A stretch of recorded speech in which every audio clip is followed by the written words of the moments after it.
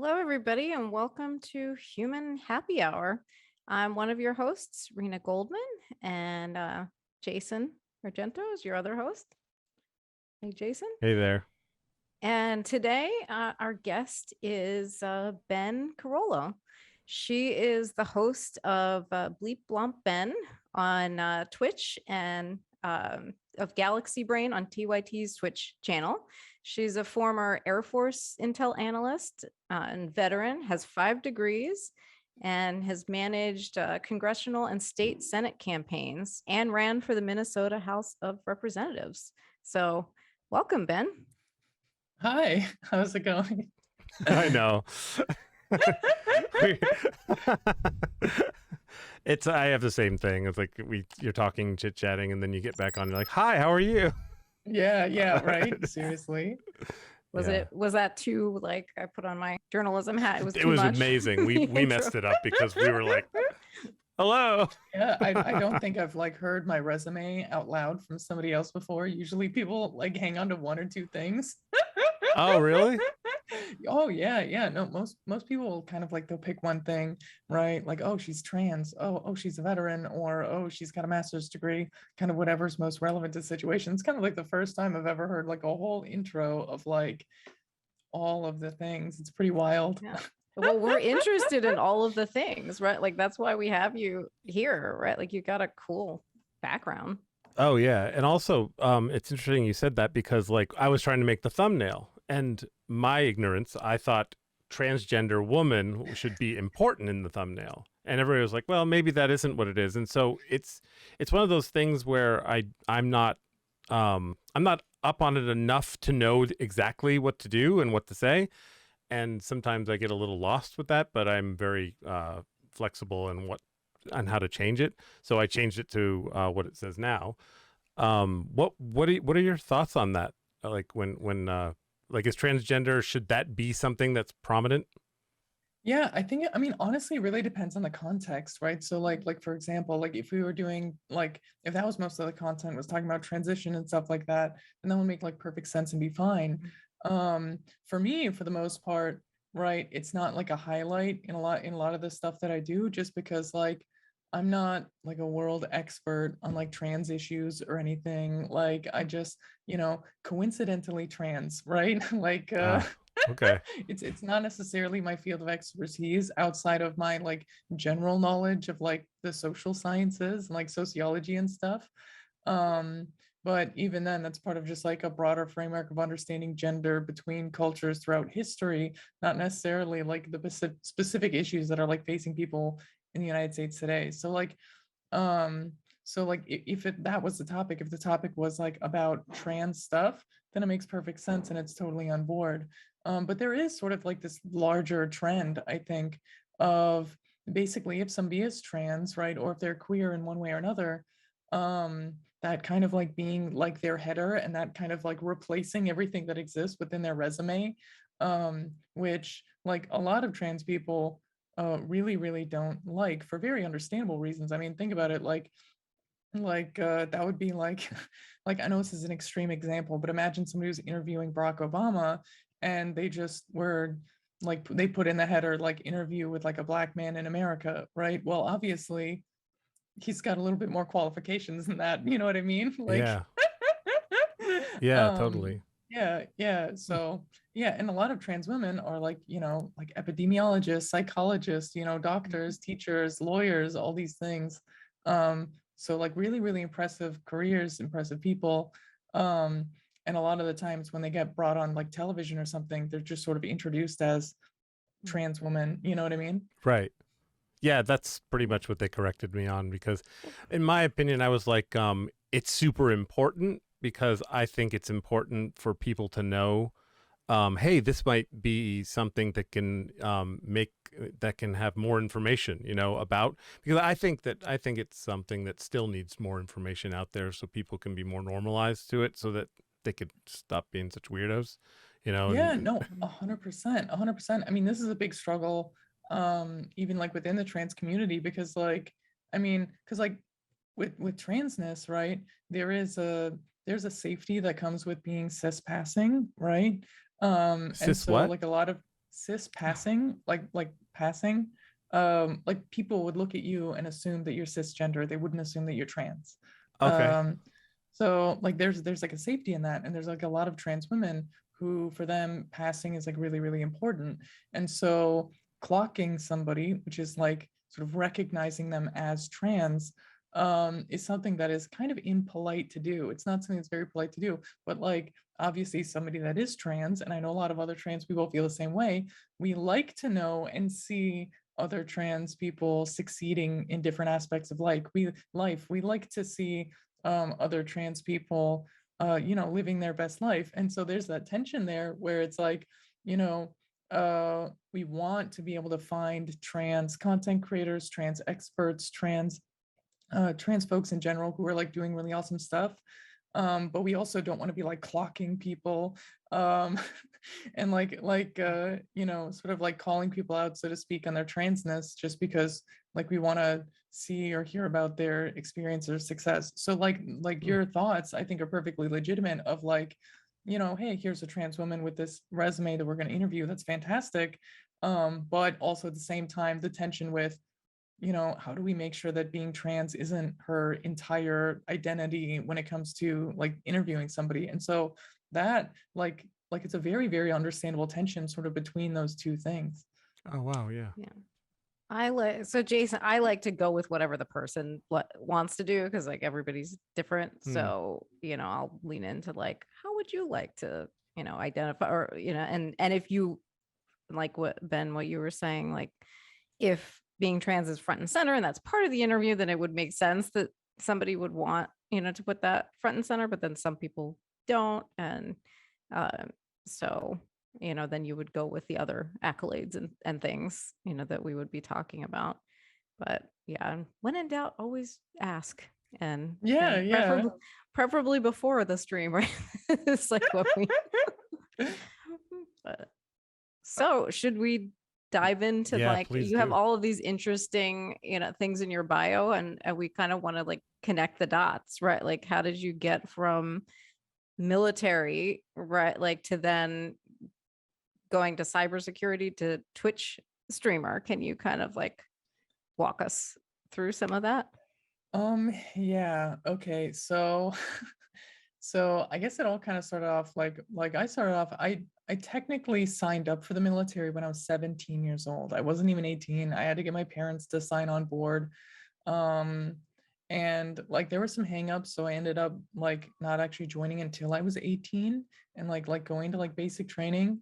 And I went in with the intention of becoming a geospatial intelligence analyst, which could mean a lot of things, but it ended up meant mostly working with drones for a period of time. I actually got to work with like satellite stuff and got to do like a bunch of like humanitarian missions and things like that. And that was really cool. But working with drones was sort of like most of what people in my job were doing and what I spent a lot of time doing.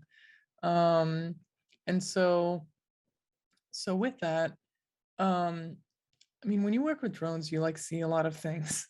When you that are say not drones, great, do you mean the big military ones? Like you're not talking like little drones, right? Yeah, like predators, reapers, stuff like that. Oh, okay. They're actually, I didn't know what they were called. They're called predators and reapers. Yeah, yeah. I mean, there's like a handful of them. Predators, reapers. I think the global hawk is one of them. Or there's a bunch, right? There's tons and tons of like different drones. But I mean, I'm certain you might have seen some of the footage of like, the camera flying around looking at a random building or something and then like firing missiles and whatnot. It's a really, really difficult job, and in it you really, like, if you're paying attention, right, if you're paying attention, you really see and understand a lot about how the United States goes about our foreign policy around the world. And it's not great, to say the very least. Like the harshest lesson that I unfortunately learned the hard way, as opposed to like, reading books like maybe I should have before I joined, is that most of the people that like the United States labels as terrorists around the world are basically just random people living their life. I mean, think about it, right? Like, think about this for a second. Like, if you're watching people who you have no understanding of their culture, you have no understanding of like what their daily life is like for the average person, how are you supposed to pick out what is suspicious and what isn't suspicious, right? Like, going to your family's house for like a wedding or just a dinner party or something like that could all of a sudden turn into like a secretive meeting or something. Like picking up groceries could turn into like secret meetings at the farmers market, basically. um and so one of the things that you see in that, if you're paying attention and you actually take the time to like learn about the different cultures around the world that you are like, obviously involved in, you realize really, really quickly that like the sort of evidence that we have built against particular individuals to like justify drone strikes and things like that is very, very dicey. And it's all built on, to be honest, assumptions. I mean, think about it. If your job is, I mean, think about it like this. If your job is to create a list of targets, right, to build a target deck, your boss is going to tell you, hey, we need 20, we need 10 for this mission, right? We need 10 targets. So, like, the first couple are definitely going to be legit. You're going to have tons of evidence for it. You're going to have like a whole case and like profiles and things like that. But you've got to fill it up, right? You've got to fill up all the 10 or 20. And so as you go down the list, you start to see that everything is kind of more vague, right? And it just sort of gets more vague and more uncertain. But that's their job, right? Their job is to fill that target deck. And so that's exactly what they're going to do, regardless as to whether or not they have like the justification or the information to put people on that list. Um, and so that really is like the heart of the problem. And a lot of people don't take the time to understand that. Like a lot of people, I even had one person while I was in the military try to make the case to me, try to say that, like, oh no, we definitely send people down there to check to make sure it was the right person every time.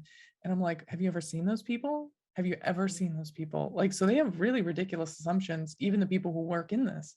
But if you pay a little bit of attention, like you start to realize kind of how terrible it is. And knowing that just becomes like a very, very stressful reality, um, that is just not something that you can really live with. And so from that, I transferred from active duty to the Guard because I just wanted to not work with drones anymore.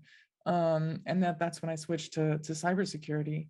Um, from that, while I was in the Guard for cybersecurity, that's when I started getting into politics, like running that congressional campaign, running a state Senate campaign, running for office myself, all with like the hope of like changing things and like making things better.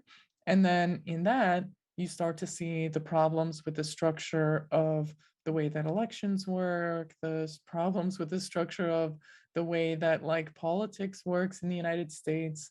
There's very much like this sort of good old boys club that exists. And not only that, but there's a lot of careerism where the sort of careerists are the ones that like, they get dragged in, right, from their internships, right? They'll do unpaid internships with like, senators or congressmen or something like that. And there's very much a pipeline. There's very much a pipeline from like specific colleges to work for specific, electeds, to then running for office yourself.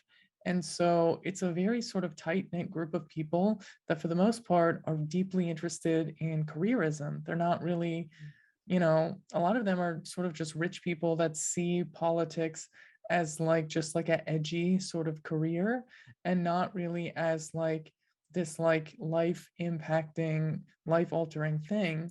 Um, and so during that time, I finished my master's degree and I started Twitch streaming. Um, and that is like really where like a couple years ago where I really um started diving into, because at that point, right, obviously I had gotten 3 different degrees, my undergraduate social sciences degree, my 2 associates degree. So when I was finishing my master's degree, I I started reading more specifically like Marxist literature, and like like that just fit into everything that I like previously understood about like how politics works, how the military works, how imperialism works, and how like capitalism works broadly. And all of these things, like really the Marxist analysis was the one that sort of like wrapped it all in a neat little bow after I had already read people, you know, like Noam Chomsky and Naomi Klein and things like that. None of them ever really, I think, fully explain like the structural reasons for the problems that exist that they talk about in like their books. Um, and so, and then, you know, I got very, very lucky. I did this like Twitch pitch competition with TYT and they picked me up, and that's kind of what I've been doing ever since. That's a really great journey. I think that you went, and also I would say like probably not a lot of people have that level of awakening. Right? Like they will see things, but might not necessarily connect the dots and say that, oh, this is really bad. Maybe I should dig deeper, or maybe I should, try to do Yeah, something about it. So yeah, I mean, a lot of people really, I mean, like most people don't get the experience of like being behind the scenes and seeing how everything works, like both from like inside the military, how that works, right? And when you're in intel, it's a little bit different than even your average military experience because, like, you know, I would bump into like 4-star generals. I even have a photograph somewhere in my apartment of me with a Supreme Allied Commander of Europe, right? So, like, you know, when you're in intel, it's kind of a different world than your sort of typical like service member. And then in politics, right, a lot of people don't see the sort of behind the scenes of like how campaigning works and like how like people get chosen for different positions within campaign offices and things like basic things like, for example, right, like legislation. When legislation is being written, very often what happens, especially at the state legislature level, is you'll have like your elected politician, their name will be on the bill and it will say that they wrote the bill. But the reality is that there are legal offices within legislatures where they're the ones who are usually really writing the bill. And with very bureaucratic positions will very often sort of filter what goes through their office to sort of match precedent. And it's just really, really funny because you will get instances where like those people in those legal offices will basically say things along the lines of, oh, there's no precedent for like a law like this, so we can't really write this or put it forward. I don't think, we can really do this. And it's always like with bills that are like trying to help people, right? Like basically, like I've had a few instances where I've suggested things and basically gotten pushback where it's like, essentially, no, there's no precedent for actually helping people with our political system. I don't think you understand how this works. And so, like, even when it comes to the way legislators go about their job, most of them don't even fully understand how their positions work. They will sort of like segment themselves off into individual committees and they'll show up to vote, but a lot of the representatives don't go through the effort of like really critically analyzing the environment that they are in, because a lot of these representatives came through this sort of like careerist pipeline, and they just assume that the system is working without taking any sort of deeper look at it.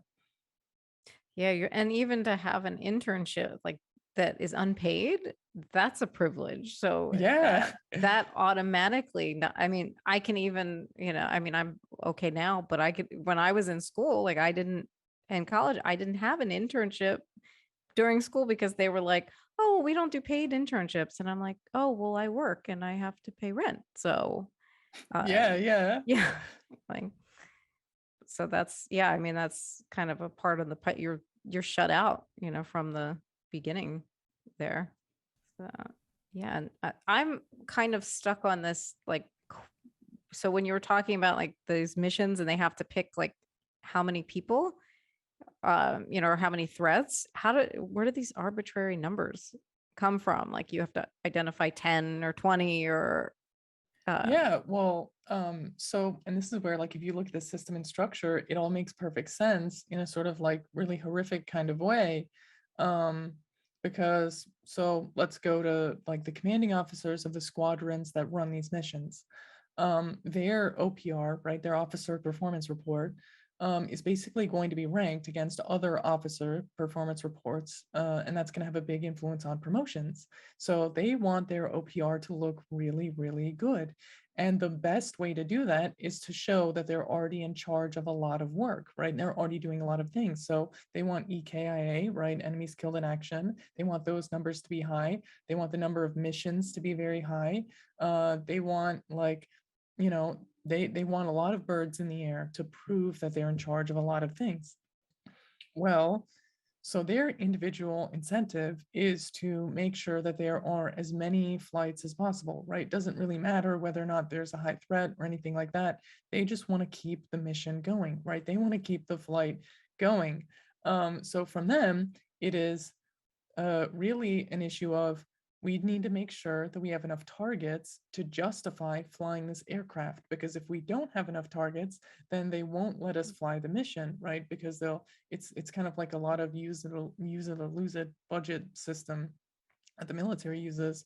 So there's this constant incentive to keep these aircraft going. So from them, it's we need to justify this mission. We need to justify this bird. We don't want to lose this bird. So they'll go down obviously to like the next layer below them and say, we need to keep justifying these birds. And then they will do the math of like, okay, well, that means we need 20 targets. That means we need 10 targets. That means we need, whatever. And then they will send that to the people who build those target decks. I have heard this before from other people that were in the military. We have a base near us, and somebody said that they were in charge of fuel for the base, and they would get a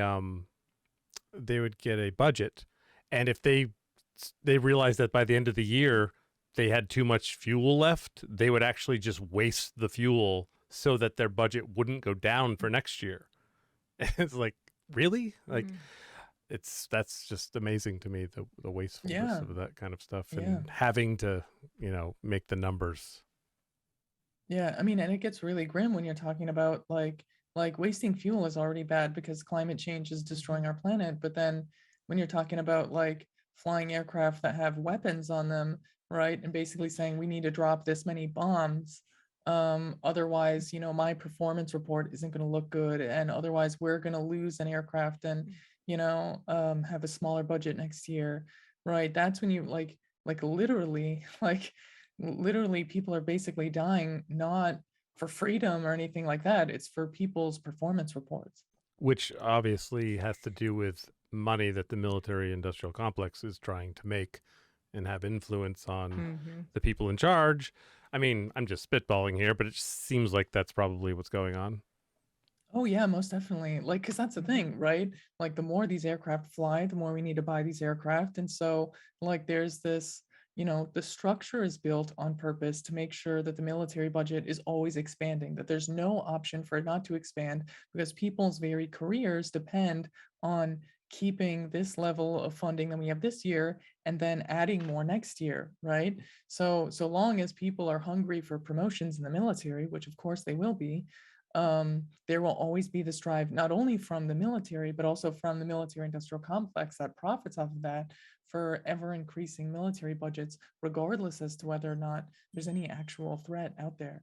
Yes. I just can't imagine being the guy or the person that is like, oh, gotta drop more bombs because my performance review, like, you wouldn't get the job, Rena. That's why I wouldn't get the job. Yeah.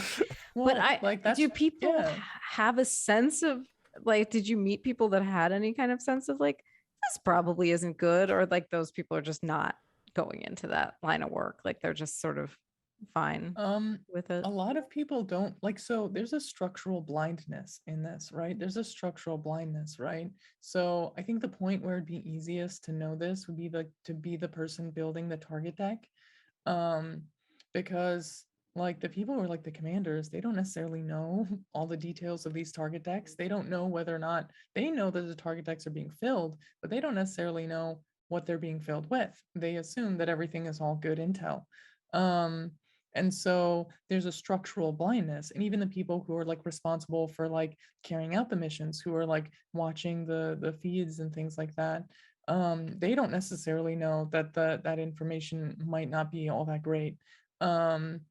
And so like the closer you get to that, the more you're going to have a sense of it. But like the reality is that it is designed in such a way that there is a blindness that exists from one step to the other, so that it really takes somebody who has had experience or just like asks other people um, what they're doing in their jobs before you really like get a full picture. It's designed to make sure that nobody is really getting the full picture from one position. Wow. And is this what Yeah. inspired you to run for office? Yeah, yeah, it was a big reason. Like because the person that I ran his congressional campaign, his name's Ian. Um, he was also in the military. He worked with me, right? We worked together. And so like that was one of the hopes, was to like, you know, actually call stuff out like this. It's one of the reasons why he like ran for Congress.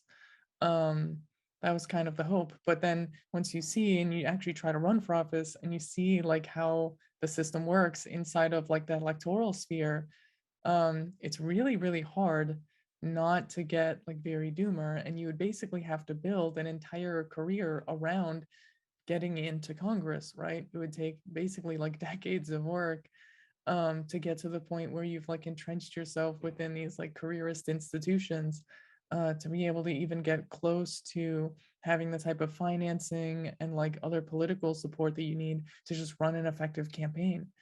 Because basically, if you're running for Congress, the media will not look at your campaign unless you have $1 million. So given all of that, like what gives you hope, right? Like for any kind, like, or does anything, like for any kind of like positive change, you know, and this is like if it's too hard to get in, right? Like what do you think people's best chance of affecting change might be? Um, okay, so this is where it gets really difficult, really complicated. On some level, I guess we'll start small and we'll go big from there.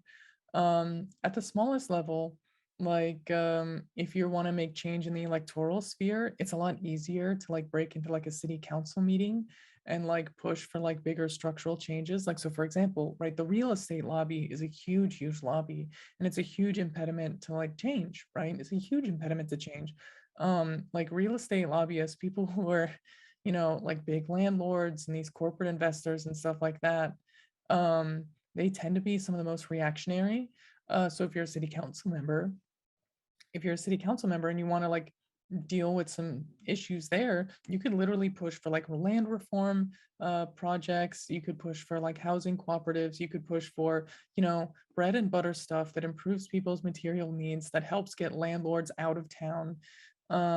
So that like once the capital is sort of no longer there and things have been switched to a more cooperative model, then all of a sudden you're going to see change in Congress from the representatives that are representing that area. Because of course, if the real estate lobby isn't in town, they're going to have a lot harder time influencing your local congressional campaigns.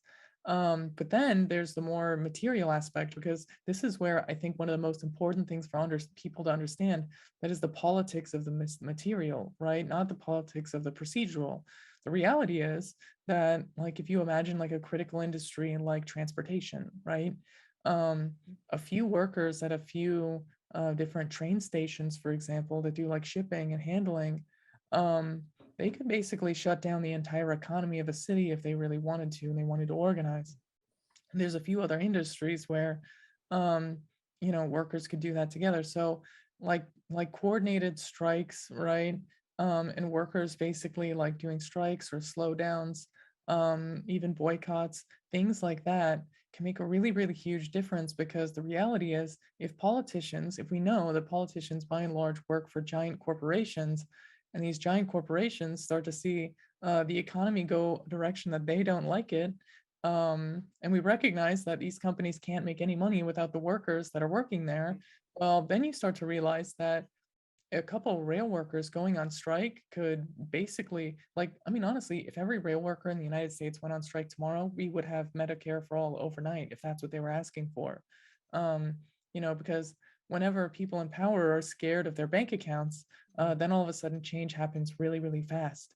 Um, but on the more global scale, like the reality is like the one beacon of hope that I see in the world, and I know a lot of people might react to this um, pretty starkly, but the beacon of hope that I see in the world, it really is China, right? What is happening right now is China is approaching the world, right? The entire world with a trade policy of peace, right? A trade policy of neutrality, basically, where, they will, they'll do trade deals with people like Duterte, right? Who's an extreme sort of right-wing figure, but then they'll also like do trade with, Vietnam, Cuba, Bolivia, right? And so really China is going to the global south and basically offering, hey, through economic partnerships, we can sort of free you from the structural adjustment programs from the IMF and the World Bank and things like that, that force your countries into poverty. And, if we have a close enough partnership, the United States won't feel comfortable invading your country because they don't want to have to deal with any type of economic sanctions or speed bumps that might come from like sanctions from China, obviously. And so when you combine that with the fact that like China really is the only major world power that's taking climate change seriously, over the past 20 years, like China has been responsible for lifting about 800 million people out of poverty. Like these things, right? Even though obviously it's not a perfect country, when it comes to their relationship with the rest of the world, they are really eroding the United States' ability to be the sort of dictator of global economic policy. And that's kind of what we're seeing right now with a lot of the instability we're seeing in the United States as a result of the fact that we don't really have the ability to bully other countries around the same way that we used to. And so the multipolarity is really creating an opening for sort of a more democratic world. The scary part about that, though, is that with the United States finally having a contender again for like global influence over the world economy, because we have to like start playing fair instead of playing with bombs. Now the United States is becoming more unstable, so it looks like things in the United States are going to get a lot worse very, very quickly, very, very fastly. But at the same time, for the rest of the world, now they see a world where instead of being forced to do what the United States wants, they can play a game where they can actually bargain between China and the United States and develop their own path. Wow. So the key is to get regular people to get to rally and get together and actually do something like what Bernie almost did. um, Yeah. how do you do that?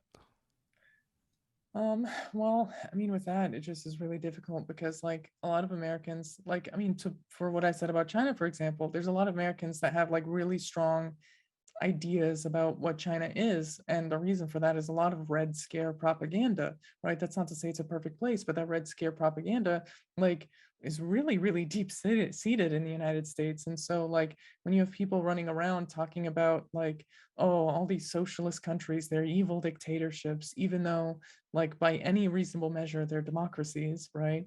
Like Cuba is a perfect example of this.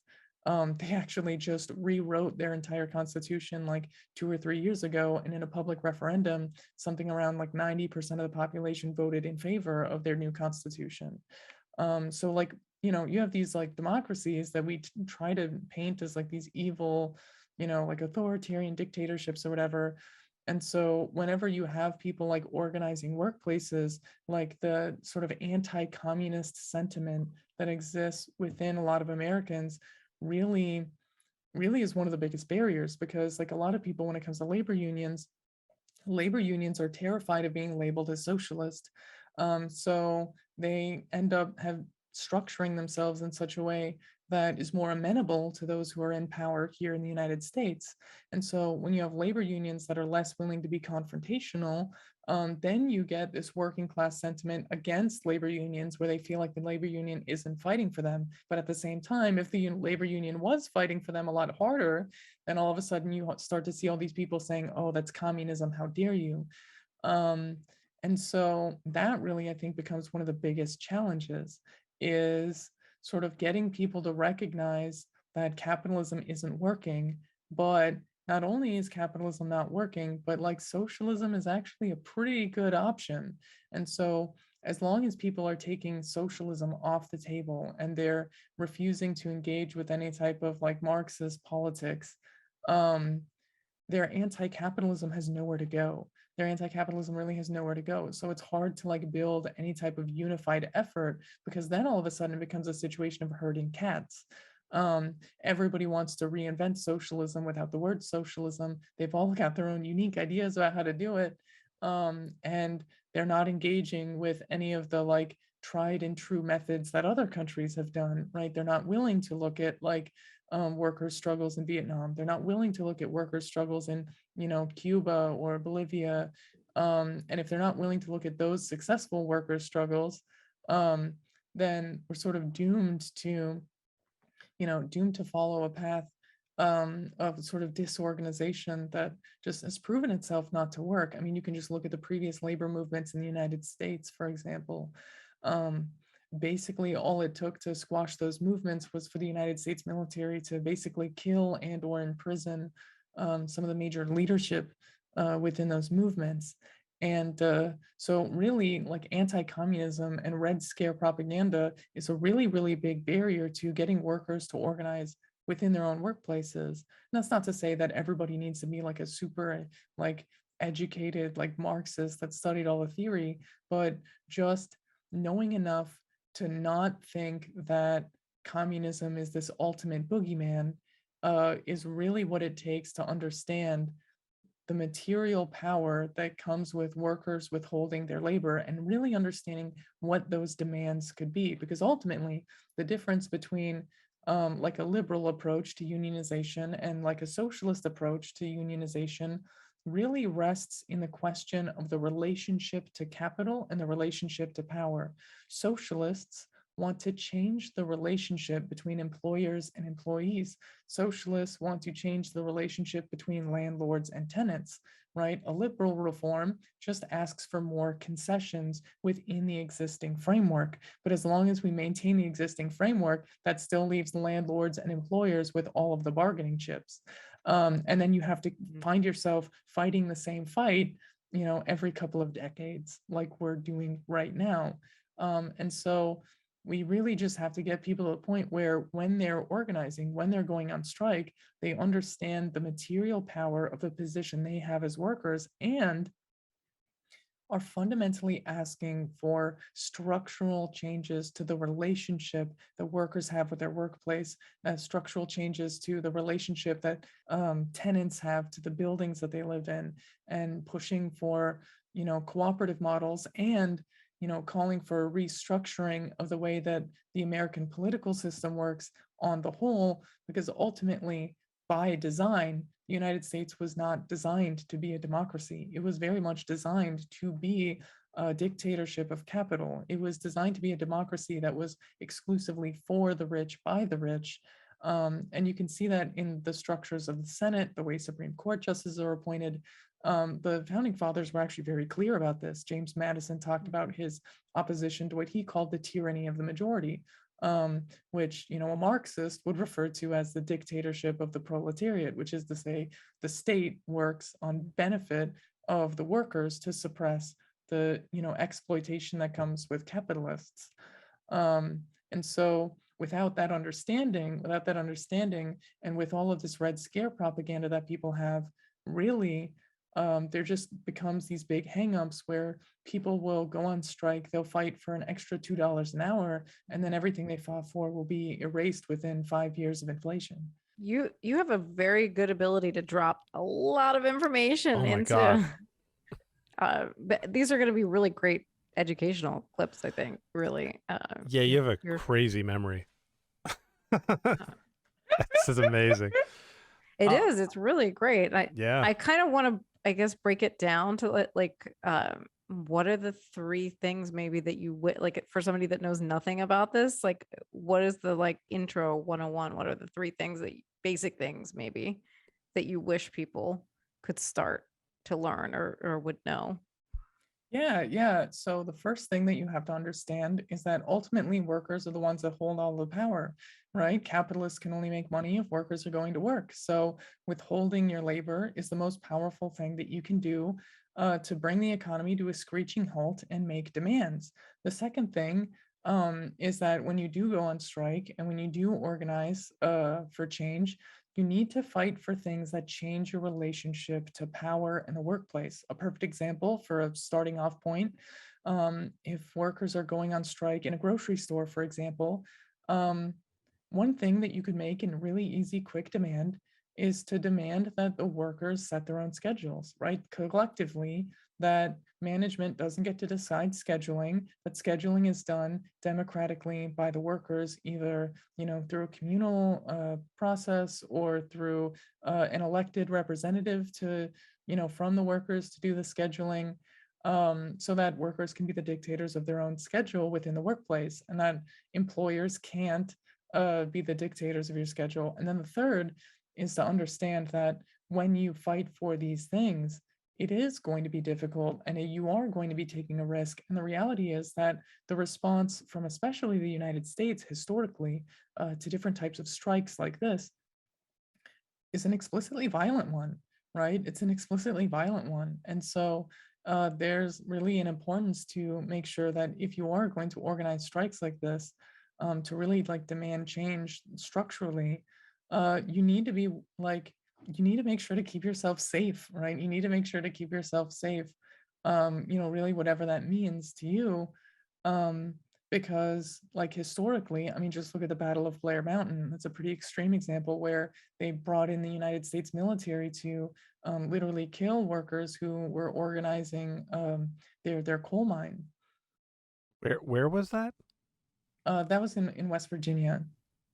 I would like to go back to something about China.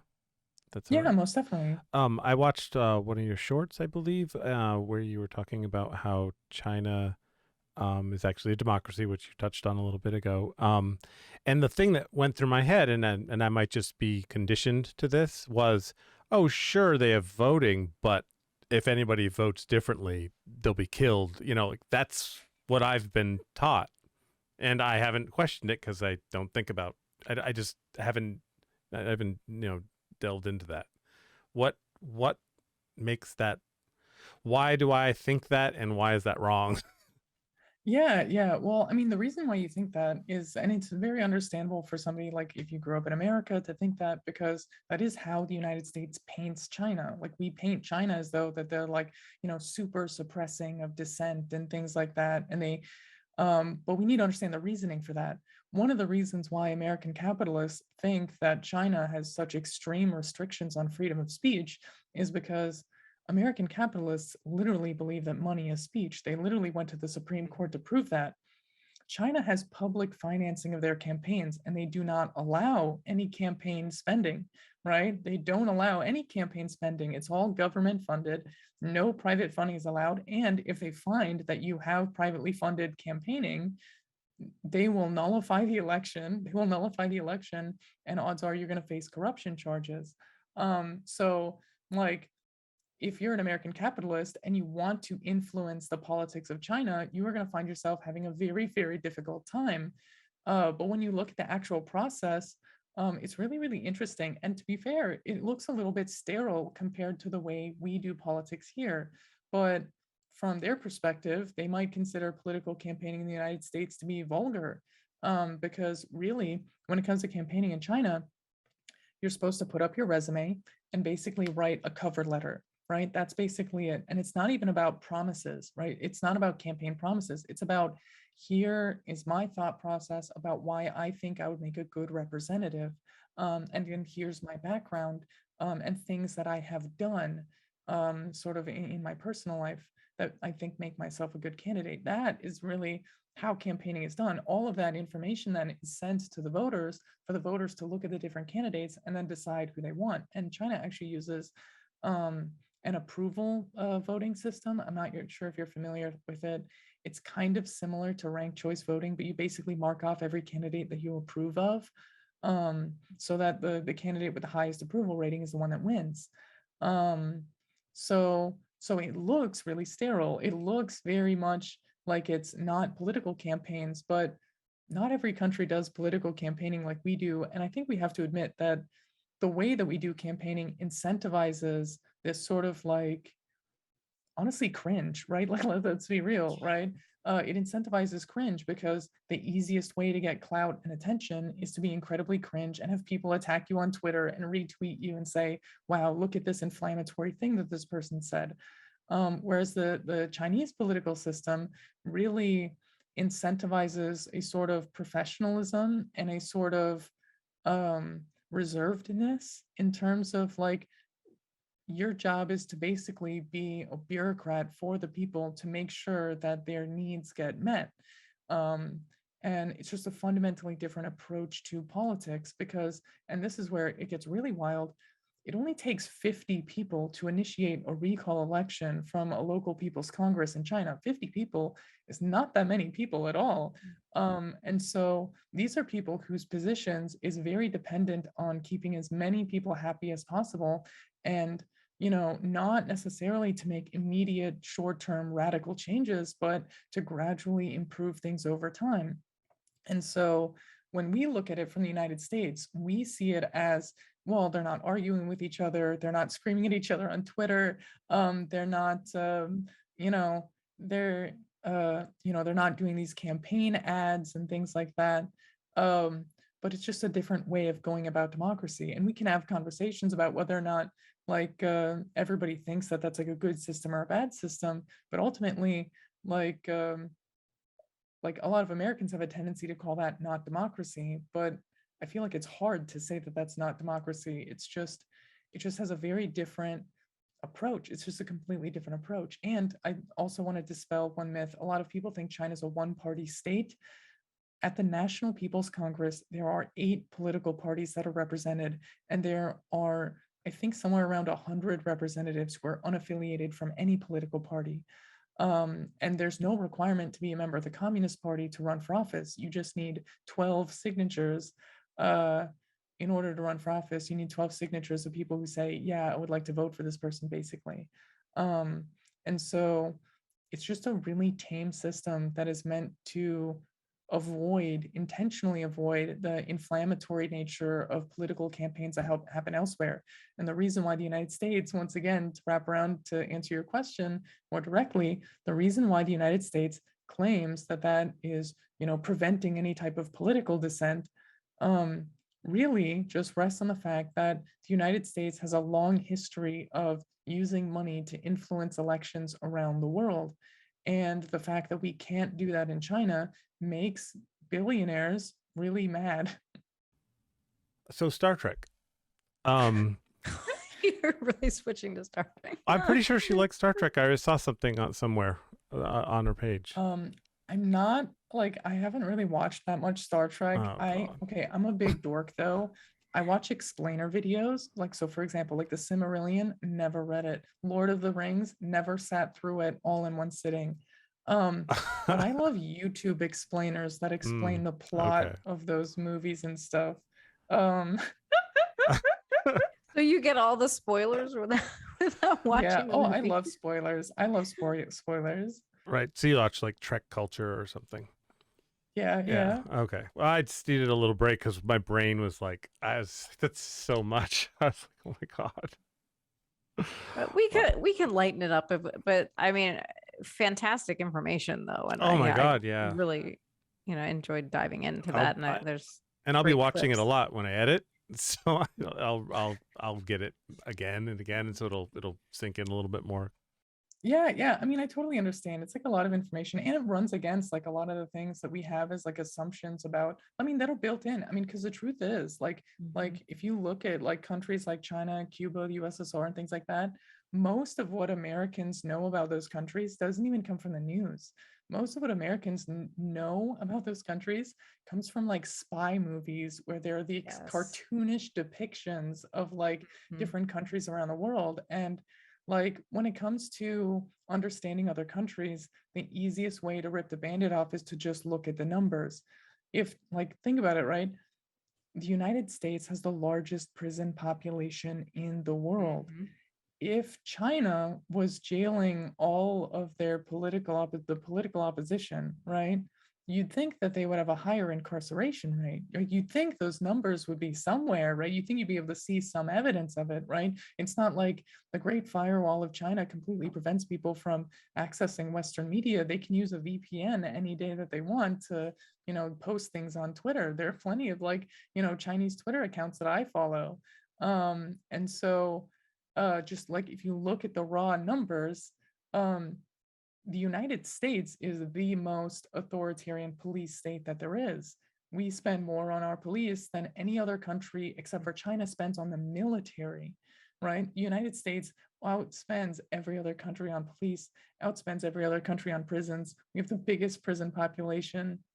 And like that should really be, I think, one of the things to remember, that any country that we look at is going to be less of an authoritarian police state. And even if there are some policies that are restrictive in one way or another, because to be clear, is not to say any of these countries are perfect countries, like the material reality for most everyday average people, if you're an average person in China, you're going to go to your job like a normal person. You're going to go to the grocery store like a normal person, right? And you are actually less likely to interact with a police officer in China than you are in the United States. And so, and that's one of those things, like to bring it back to my experience in the military, where if you don't take the time to recognize that most people in most countries are living very normal lives, it's really easy to forget that, I guess. And then it becomes really easy to just create caricatures of countries in our minds. And that's our military depends on that. Our military depends on most people in the United States not having an understanding of people in Iraq or Afghanistan, or Ethiopia now as things are escalating there, or Nigeria, all of these different places. Our military depends on most Americans that get recruited in the military not thinking about the daily lives of people in most countries. Yeah, because we get really no education, and even news, what you would really have to search to get that information, or you would have to have the funds to be able to travel, to be able to have those different experiences, or be in those international communities. It's not something that's easily accessible. Or you could be a gamer. Yeah. Because I have a lot of friends from gaming, all over the world. And when we just chat, you learn so much about other countries that you just couldn't even imagine. I was saying something to one of my friends from Denmark, and we were talking about, I'm in Vermont, and I was talking about a homeless person or something. And he went, "You have homeless people?" I was like, "What?" Yeah, we don't have that. We just don't. And we're in Vermont. If you'd think that, I was talking from an inner city or something, but I'm saying homeless people in Vermont, and he's in Denmark. I'm like, yeah, we don't have homeless people really. I've never really seen that.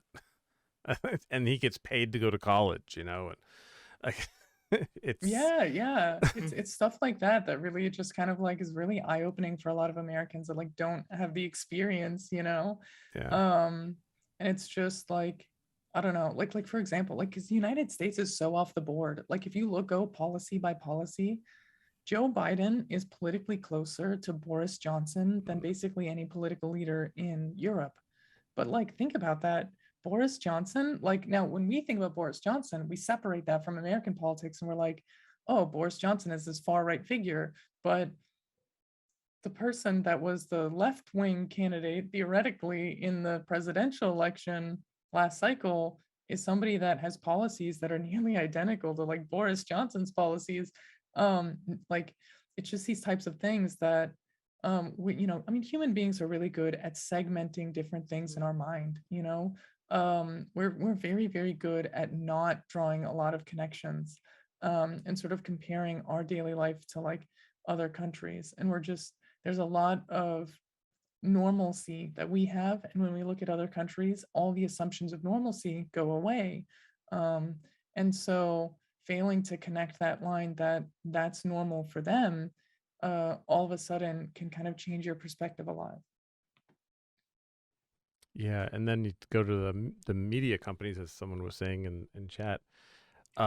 They're all controlled by money.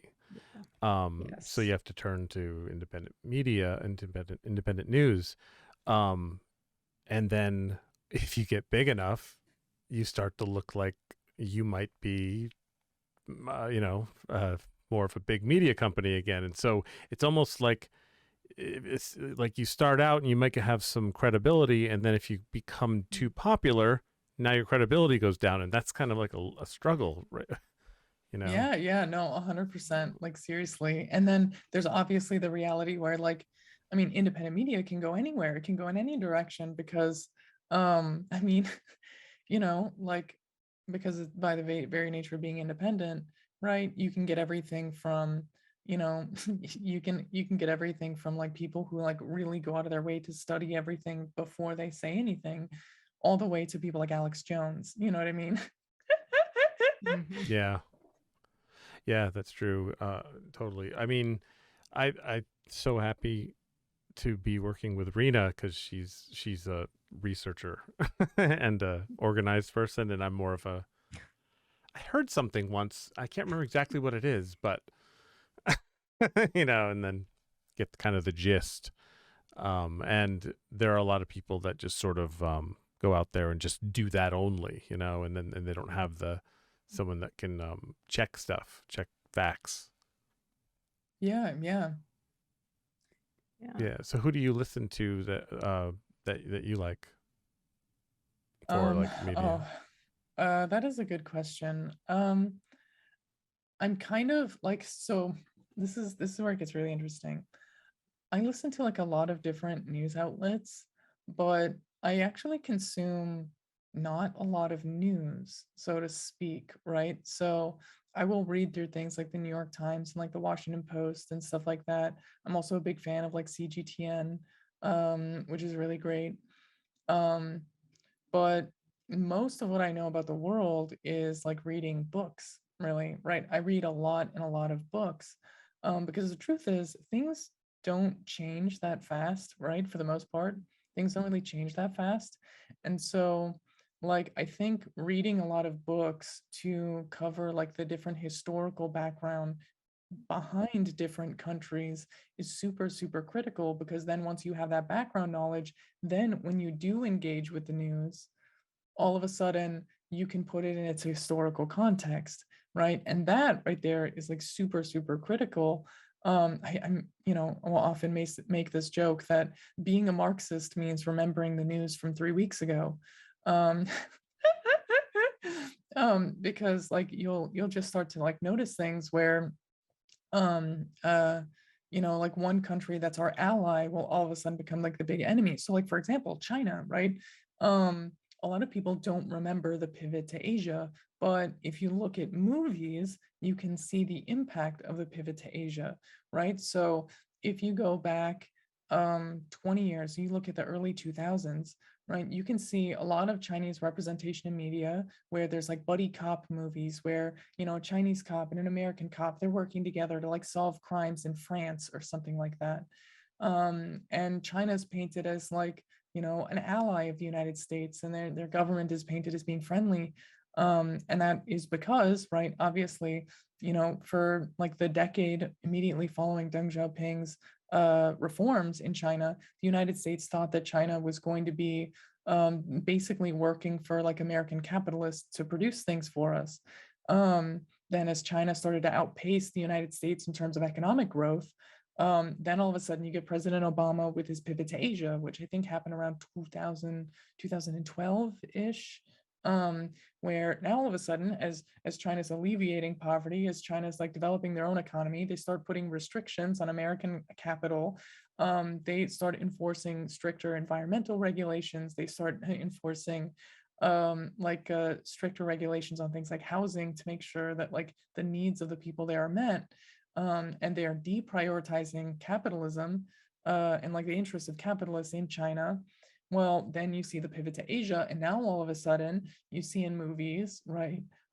Like the representation of China in the media all of a sudden becomes negative. And so really like like reading books and like understanding like long-term history, I think is super, super critical. And then like reading a lot of scientific research is also really helpful. Like, so for example, um, when I was working on my master's degree in biosecurity and biodefense, I had to read through the history of the politics regarding like the Biological Weapons Convention.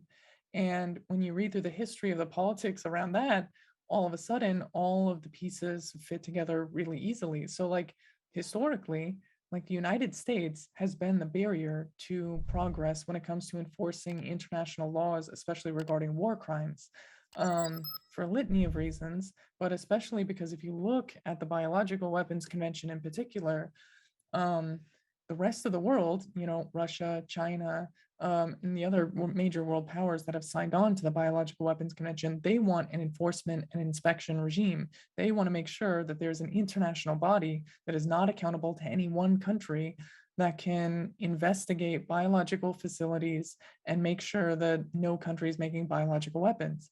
The United States is the country that is actively pushing against any type of inspection system or program.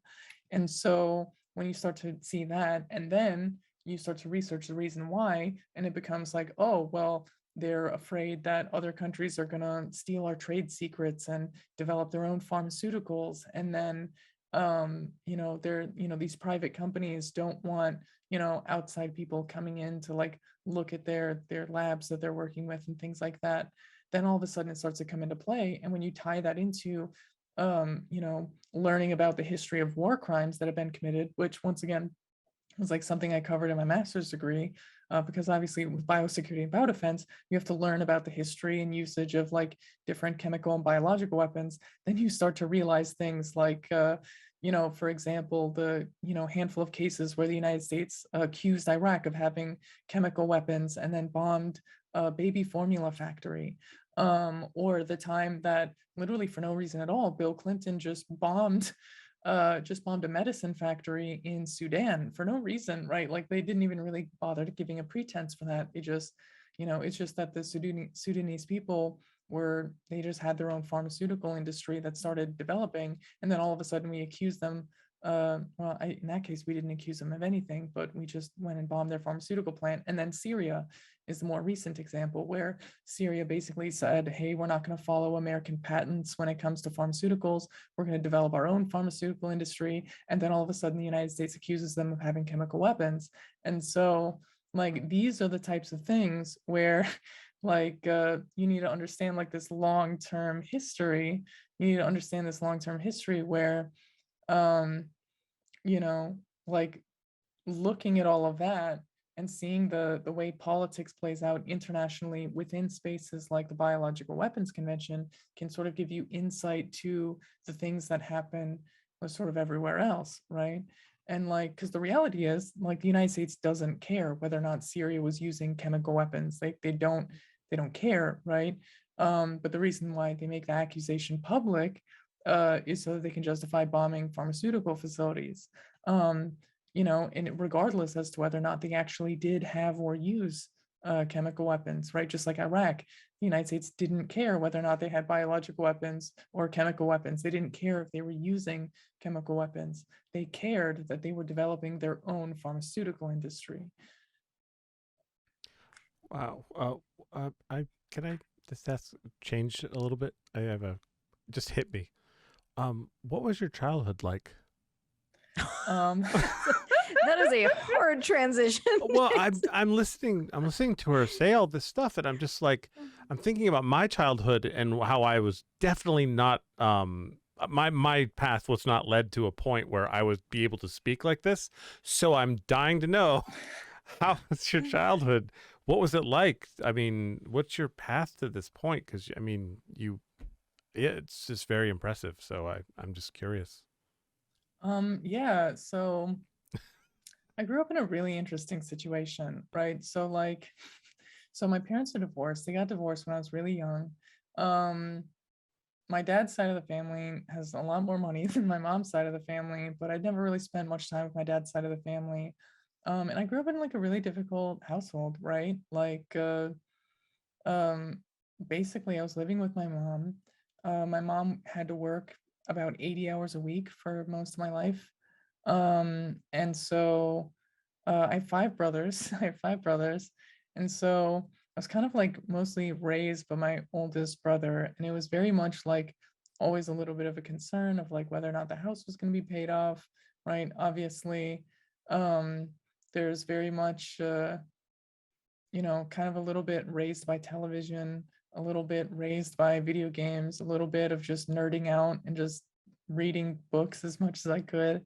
Um, and yeah, I don't know. It was just very, very difficult. It was just very, very difficult. Like, I don't know, like for sports, for example, I tried to do track and cross country in high school. I was a pole vaulter.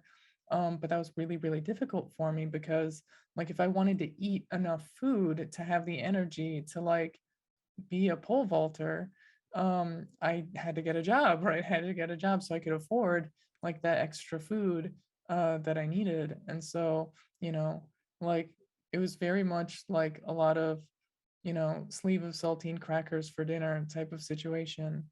Um, and so in some sense, I kind of had a lot of time to myself, but in another sense, it was a very busy household with 5 brothers. But it was always just this very much a lot of frustration about unfairness, right? That I kind of like saw everywhere. Because like, like it would have been nice to have like a lot more time, like it was like family time. It would have been nice to not have to deal with like, some of the abuse that I had to deal with like from my dad and stuff. It would be nice to be able to go on vacation, which I never really got to. Or like, for example, when I was in theater in like middle school, they would do like trips to like New York, right, to like Broadway and stuff like that. But like I never really got those opportunities, right? It's one of the reasons why I went into the military is because I didn't see any opportunity to go to college any other way. Um, and and so that really was kind of like how I grew up. And it's just really, really tough to say the least. Yeah, so you were raised. You feel like you were raised by your brother mostly, Yeah, yeah, pretty much, pretty much like that in television. right? Yeah, me too on television. Yeah, I think a lot of us were raised by television, but Yeah. thank you for being open and sharing, all of that. And I don't know if you've shared that with other shows, but I always like to say I appreciate, people sharing that, about their Yeah, background. yeah, of course. Well, it's interesting you bring up television because I've always thought it was well, see, I grew up with Captain Picard and MacGyver, and I feel like if I would have grown up with Tony Soprano, I may not have been as quite a good person. um but that brings me into the question that I was thinking about with when you watch television nowadays, do you think that the transgender community is represented well or too much or not enough, or is it ridiculous, or is it just right? Okay, this is gonna sound ridiculous, but Cool. like the okay, first and foremost, trans representation in television for the most part is pretty terrible, right? Especially if you watch old shows like I do. I really love old shows. Because I like there's like 6 TV shows that I watch over and over again. Um, but like for the most part it's terrible, right? But there are 2 shows that I think have done the best when it comes to like representation of trans folks in particular. Now, to be clear, I'm not somebody that watches a lot of different television. I watch a lot of the same television over and over again. um but the 2 shows are Bob's Burgers, actually, and believe it or not, the few episodes with the trans character in It's Always Sunny in Philadelphia, like despite the fact that all of the characters in It's Always Sunny are like terrible, terrible people, um, like when they had a trans character on the show for a couple of episodes, um, like the character was played by a cis woman, which is like, a whole conversation, but a trans character, a trans woman in particular, being played by a cis woman is a lot better than being played by like a cis man, like to be clear. But she was the normal one, right? They were all weird and cringe, and she was just living a normal life. And so with that, I think the representation was like pretty good. And when it comes to her character, um, she was obviously the hero, and the It's Always Sunny gang, they were being terrible and transphobic, but their transphobia was very much painted as an explicitly bad thing. It was proof that they continued to be the terrible people that they are. And so that one I think was good. Bob's Burgers is really interesting because there's a couple of trans characters that were originally introduced as sex workers, right? Which is not great, right? There's a lot of TV that likes to represent trans women exclusively as sex workers. Um, and so, but like in like later episodes and later seasons, there's a couple of trans characters that just show up, and they're just a normal part of the show, right? They're just living their best life. There was like a whole discourse about one of the trans characters being voiced by a cisgender man, which I really have mixed feelings about that. I really have mixed feelings about that because I don't always modulate my voice. I mean, in fact, sometimes in a lot of my videos, I sound like this, right? And so I think there's value in normalizing trans women not modulating their voices, right? Because it's a lot of work. Not everybody can do it. Not everybody can get like voice therapy like I can from the VA. But I think there's value in that type of representation, but that's like its own sort of discourse. But ultimately, they're a normal character. They're living their life. And that really is like, I mean, really what trans people are asking for when it comes to representation on television is like, being trans is entirely coincidental to who they are as a person, Now that you mentioned that, like I was watching for a random reason Ally McBeal, like again, because I just popped up on Hulu and I used to watch it years ago, and I was like, oh, let's see what this is about. And I happened to stumble across an episode with a trans woman, and of course they had her as a sex worker and and all of that. But I was like, I didn't even know that Ally McBeal had an episode. But it was like very clear that like that would not fly today. Like their very like sloppy, confused attempt to like deal with to deal with this was kind of comical, I guess, because it was forever ago. But yeah, I mean, in that regard, it seems like the needle is moving a bit, but long way to go. It's really wonderful to see that happen because I grew up not being able to identify with a character unless they were a heterosexual male. Like I had a hard time playing the game Tomb Raider because of that, because that's how I grew up. It was just how I grew up. I didn't like it, but that's how I felt. I didn't relate. There's a game called Rust, and you're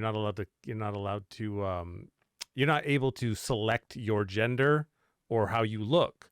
So you could be anything, and you're stuck with that character forever. It's attached to your Steam ID. And that was a problem for me until a lot of things helped me normalize it more. And I'm saying this, and I probably sound like a terrible person, but like I had to have those things changed in my life to normalize it in a separate direction because of the way I was brought up. And I'm much more, I don't know if accepting is the right word. It's just more, now I don't even think about it anymore, really. It's fascinating how much I don't think about it, actually. Yeah, most definitely. But like that's the thing. Like a lot of people see themselves in different characters, right? And a lot of people should be able to see themselves in different characters. And that's really like the reality where, you know, um, like obviously some people don't care as much and they don't care about, representation in like different ways. Um, but a lot of people do care, and it does matter because ultimately, when you have representation in media, like for example, like if you got like to roll back the clock a little bit to like shows from like the 80s and 90s where it's like a big deal if there was like a female character that was a doctor or a black character that was a doctor, right? Like that right there sends a message to people, especially young people who are like watching those shows, that like, hey, a black doctor, perfectly normal, woman doctor, perfectly normal. And now we're, at the point where all that's normalized in our society. I mean, there are still a lot of people that are really sexist and racist towards their doctors. It's not completely gone away. But for the most part, in polite company, nobody's going to be shocked if you're a woman and you say that you're a doctor. You know, and so when it comes to having like different characters who are like trans, who are represented, um, a lot of people are raised by television, and a lot of people, their sense of community and their sense of the world comes from television. And so it makes sense that in like video games and movies, having that representation matters. And I don't think you're canceled for, you know, identifying mostly with the cis male characters, because, you know, to some degree, right, like the phrase, like, you know, all the world is a stage, is in some sense true. And as we sort of find ourselves throughout our life, we do sort of look at different role models, whether they be real life people in our lives or television characters, and sort of craft ourselves in the image of the people that we most admire. I always go off track, and I know Rena's probably looking at the sheet going, Yep. so I'll let you go back to the. Well, now he goes off track, and then he makes it hard for me to get back to the shit. Like our so so sometimes it's like, well, you know, I don't know where to go from here. Right, because I probably touched on something that's lower down on the sheet now, and you're like, does that work right? Yes, you did. That's why we make a good team, because you know I'm very like, we've got our questions together, and we've done our research, and then Jason's just like, how was your childhood? And I was like, that wasn't on the list, but it was nonetheless an interesting, you know, and good question. So yeah, it's all that is to say, I'm trying to figure out where we're going. Well, I have more tangents. Go ahead and Okay. Are you okay with tangents? Oh yeah, most definitely. All right. We can go anywhere. And we can hard break to random stuff. Oh yeah, there'll be no hard break to the questions. It's all fine. Don't worry about it. There's no segues with my brain. Because they just sort of fly up and go, hey, try this. And this will be very, very different. What is your opinion on, I believe I'm using the correct term, dead naming? I think it's what it's called, when you refer to a person's name that they no longer use and does not apply to them anymore. Yeah, most definitely. So for me, it's a little bit different than most trans people's experiences, because I don't have a dead name, right? Like, it's impossible to dead name me. I kept the name Ben, because I kind of like the name Ben, right? I feel like it suits me. And so I never really had a like desire to like change my name. But like there are a lot of people that do change their name, and really this is where like this is where my background in sociology comes in really, really handy, because the reality is most cultures recognize a certain degree of sacredness in names and a certain degree of like personality within names, and every society kind of has its own different approach to names. But the ultimate reality is that the ability to define yourself is something that is critical and something that rests within a name, right? It is really just central to who you are as a person. It's the first thing people hear or see when they think about you as a person, right? They think of your name, right? It's meant to reflect you. So if you refuse to call somebody by their name, you are really denying them the agency to define themselves in a really sort of deeply personal way. And that I think is really, really critical and essential. So every trans person is going to have a little bit of a different, you know, approach towards like their dead name. There are some people that will like this. So there are some trans women that will talk about when they used to be a boy, or things like that. You know, like, and so that's not most, right? Just to be clear, but they're like, right. So everybody's got like their own unique experience with it. But the reality is like reflecting and understanding somebody's right to define themselves, right? So if for the most part, the general rule is to assume that it's never appropriate to dead name somebody, even if, right, even if you're talking about like, you know, before they started transitioning or before they changed their name, really should be using their name, because they didn't magically become a different person, right? They didn't magically become a different person the day that they transitioned. They just more publicly were allowed to be themselves. So the reality is, with people who do have dead names, right? Even though I don't have one, if somebody says that their name is Catherine, right? That's always who they've been. They've always been Catherine. Just because people called Catherine by another name doesn't mean that she wasn't herself. And that really, I think, is something that is really important to understand, because when you are dead naming somebody, you're basically claiming a certain authority over their existence that I don't think any of us rightfully have over anybody else's existence. That is probably one of the best explanations I've actually heard. I think can help people wrap their head around that, right? Like in a more compassionate, understanding way. Because I get, like, if you think about like, not everybody likes the name their parents gave them, period, right? Like, and so you wouldn't, like, if they weren't transitioning and maybe they changed their names, you probably wouldn't dead name that person. And so it is kind of, I like the idea of explaining it to people, and like, this is this person's way of expressing and defining themselves, and you should respect that. Yeah, most definitely, 100%. And it's like, I mean, I could go into like a whole longer tangent about how, like, because capitalism has sort of like soaked itself into not only the United States, but a lot of the rest of the world, a lot of sense of ceremony and sacredness, not necessarily like spiritual sacredness, but like cultural sacredness, has kind of like been evaporated. Everything has kind of been either commodified or bureaucratized.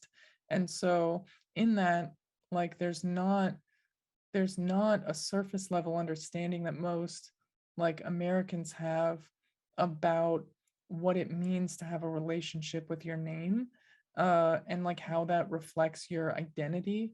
Um, and so that's just, I think, one of the unfortunate realities of the way that like our entire culture has been commodified, so that people sort of miss that.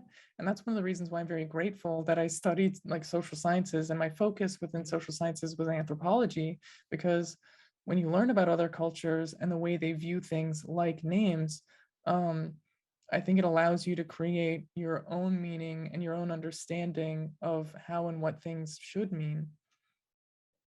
I one time had somebody.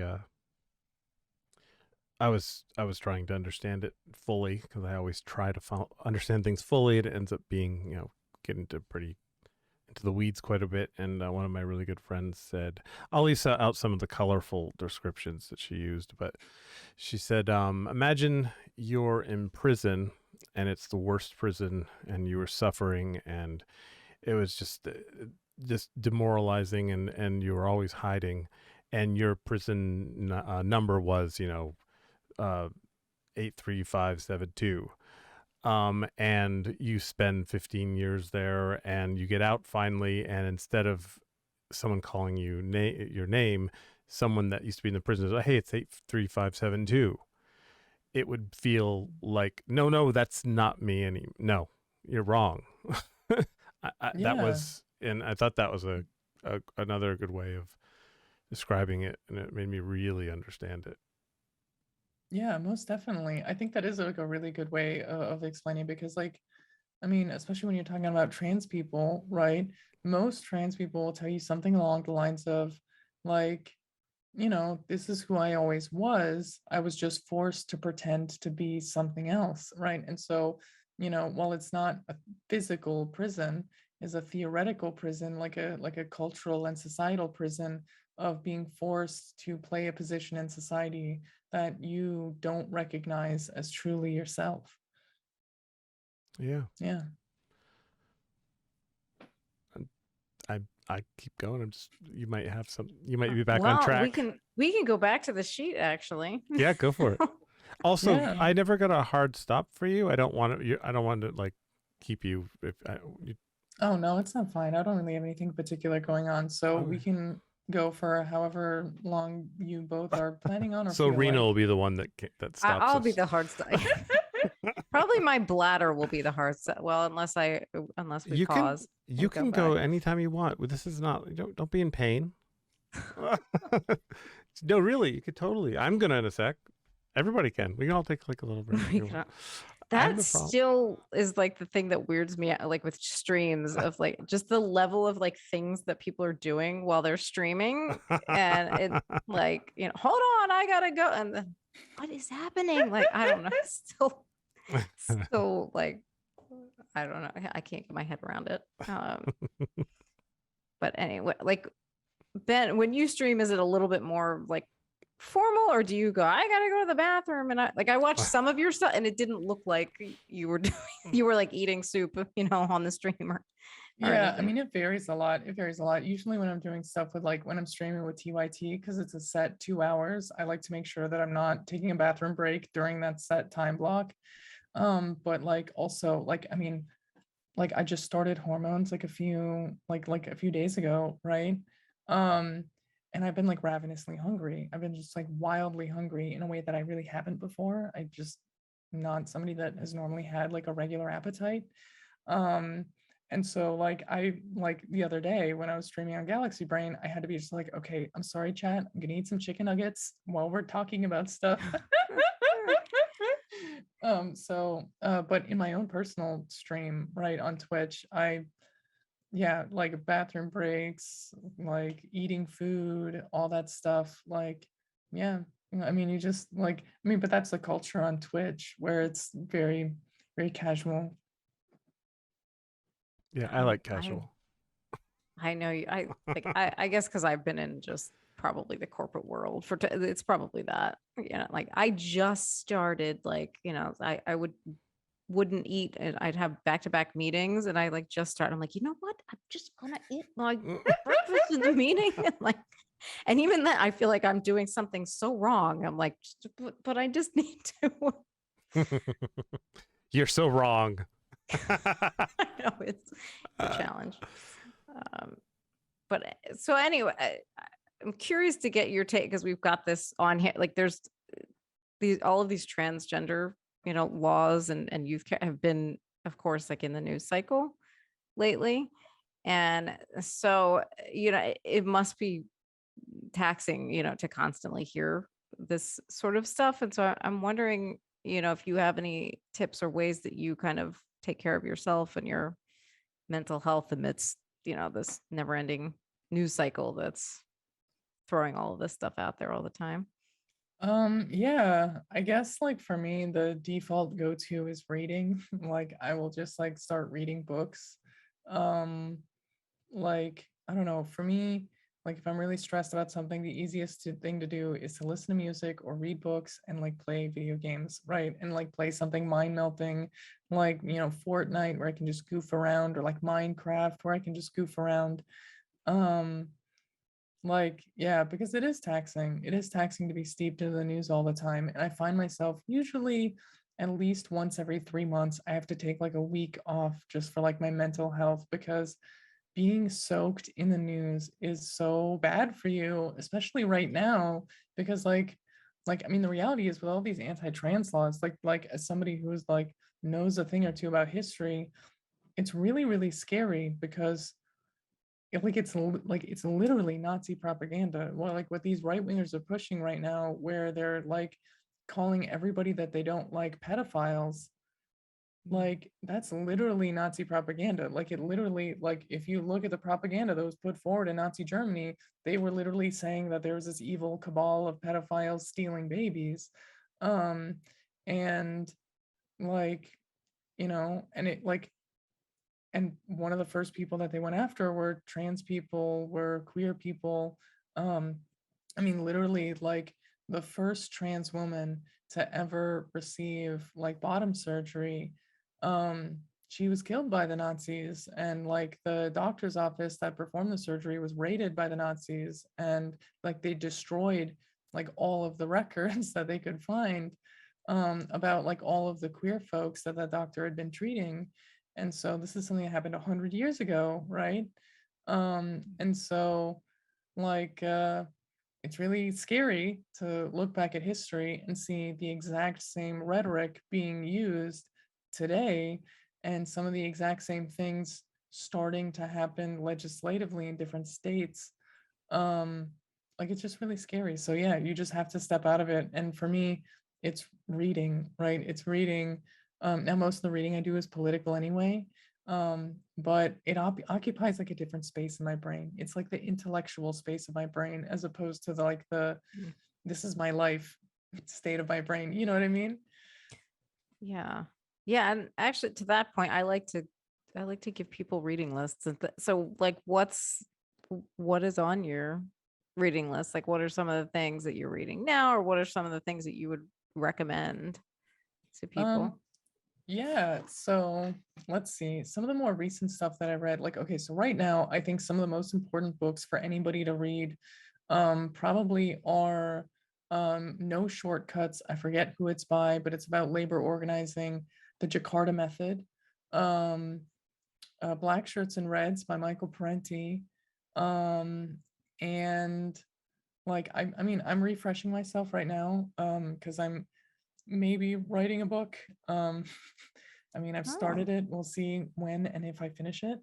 Um, which is sort of supposed to be like a modern reinterpretation of Lenin's imperialism and state and revolution, with some of the information from Black Shirts and Reds and the Jakarta Method in it to like sort of synthesize it all. Um, but like those I think are some of like the big ones that I think are important for people to read um right now in this moment. But there's also like a lot of other really fun stuff like David Graeber, basically anything by him, Debt, The First 5,000 Years, The Utopia of Rules, Bullshit Jobs. All of these are like really, really amazing books that sort of talk about like the history behind where the United States is today and like the global economy, but in a way that like has a lot of really fun and interesting anecdotes, because David Graeber is an anthropologist. And I just really, really love the way anthropologists write about the world, because they always have fun stories to tie in to sort of reflect the larger material reality for societies as a whole. so Jason, you're gonna clip that out, and I'm gonna get that list. Like part of that's for me, I like reading, but I'm sure other people listening I just will want to. I just want to play video games with you now. Get your mind off things. You have a Steam account, right? Yeah. You were mentioned Rust earlier. I just installed Rust and bumped into that problem. I was like, how do I change my You character? can't. Um, Yeah, that's a toxic game. There's a lot of really mean people in that game. Just to warn you. yeah. Yep. We'll exchange Steam IDs. Yeah, most Sure. definitely. That sounds fun. That's the video game world. That is a very foreign world to me. Oh, it's such a wonderful world. Video games I wasn't allowed to have them when I was a kid, so I never learned like the controls, and like now I'm just too old. They make me angry. I'm like, I No. can't make it do what I want it to do. And like it's not relaxing. It's just Well, you don't talk at it. I can't help it. I yell at, like, I'm the one that like somebody gave me Mario Kart when I was too old for it, and I'm like, why is it going backwards? And I'm screaming at the Oh character. my God. You see, Oh because my I had goodness. 5 brothers, right? I'm really bad at video games, but I like playing them. And I never really got good at video games, because anytime that I got like to a really difficult part, I would like go to my older brothers and be like, can you beat this for me? Oh my God, that's hilarious.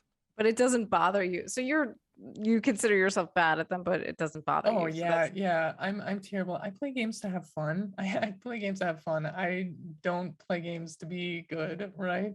Um, it's like the line from Eastbound and Down, right? Like, I'm not trying to be the best at exercising. I'm here to play baseball. Um, That's awesome. I like that. Yeah, maybe I need to change my approach, but like I think I just get mad that I'm like, I'm not doing it right, and I don't know why. Like, but yeah. that's probably a better way to look at it. Your way, you're enjoying it. So I'll let you go back to the list if you want. I think in a roundabout way, we touched on a lot of things, but this is an interesting one. So, people's political views sometimes can change, and evolve during their lifetime. Have your views and opinions changed, and how do you think that has shifted over time? Yeah, most definitely. I mean, literally, like, okay, when I was, this is wild, when I was 17, I went to the Republican caucus in Minnesota because I was going to be 18 before the election. So I knew that I was allowed to be there. And then literally over the course of that summer, I learned that all of the Republican candidates were against gay marriage. And I thought that was pretty cringe. So congratulations to 13-year-old me. Then I, after that, became like a Ron Paul supporter. And I was like, Ron Paul seems cool. He's probably in favor of gay marriage. He's a libertarian, right? And well, then I found out that he was against gay marriage too. And then so by that, like by the election day, I actually ended up voting for Obama. Um, and and then from there, right? From there, I started reading like a lot of Noam Chomsky and stuff like that. Started watching like the Young Turks. And I had already been watching the Young Turks a little bit at that point. Um, but then I sort of kept going like further and further to the left, like especially once I went into the military, that ripped the band-aid off a lot for like the United States role in the world. Um, and then like for a brief period of time, I called myself like a libertarian socialist. Before I started, like, I mean, literally one of my best friends, like one of my absolute best friends in the world, Grom, uh, he's another Twitch streamer. Um, uh, um, like he asked me to like outline my ideal model of democracy, and it was basically like, you know, this tiered delegation system of like you vote for like a local representative that's definitely on board with you, you know, publicly financed campaigns, all this stuff. And then they just send representatives up where the local is in charge of a ton of stuff. But the central government, right, exists basically to make sure that all of the local governments have what they need to do their jobs. And when I explained that, he was like, you know, you just like reinvented like Soviet style democracy, right? Like, you know, that you just reinvented what like most Marxist countries use. I was like, oh, and then I started diving into like Marxist theory. And then that's, you know, where I am today. I like the willingness to evolve. That, like, I feel like a lot of people, some people have that, but a lot of people, you know, just kind of learn one thing and they stay in one place. So I think that's really interesting that you kept diving in and doing more research and things were evolving as you were learning. Yeah, most definitely. I mean, a lot of it stems from I mean, sort of like a lot of it stems from the beliefs that I have about myself, right? So I know me enough to know that I'm actually a very slow learner. I'm an incredibly slow learner, which sometimes is very, very frustrating for the people around me. Um, but like, because I recognize that about myself, I think that gives me like a little bit more ability to like change my mind and learn, just because I do honestly believe that believing yourself to be a smart person is sort of a dangerous thing to believe, right? If you have it as part of your identity that you're a smart person, whenever you find yourself wrong, instead of challenging where you're wrong internally and changing your mind, you will sort of fall back on, well, I'm a smart person, I can't be wrong, they must be the one that's wrong. um, and so that mentality, the desire to keep up an image of yourself as being a smart person, actually becomes one of the biggest barriers to learning. And so that really is why, like, for me, I kind of try to surround myself with people who I want them to prove me wrong, right? I like, and once again, this can very much annoy a lot of my friends a lot of the time, because I'll come up with an idea and I'll say, hey, what do you think of this idea? And then they're like, oh, I think it's fine. And I'm like, okay, but am I wrong? Like, please tell me how am I wrong? What am I missing? Right. And I will actively seek out where I am wrong.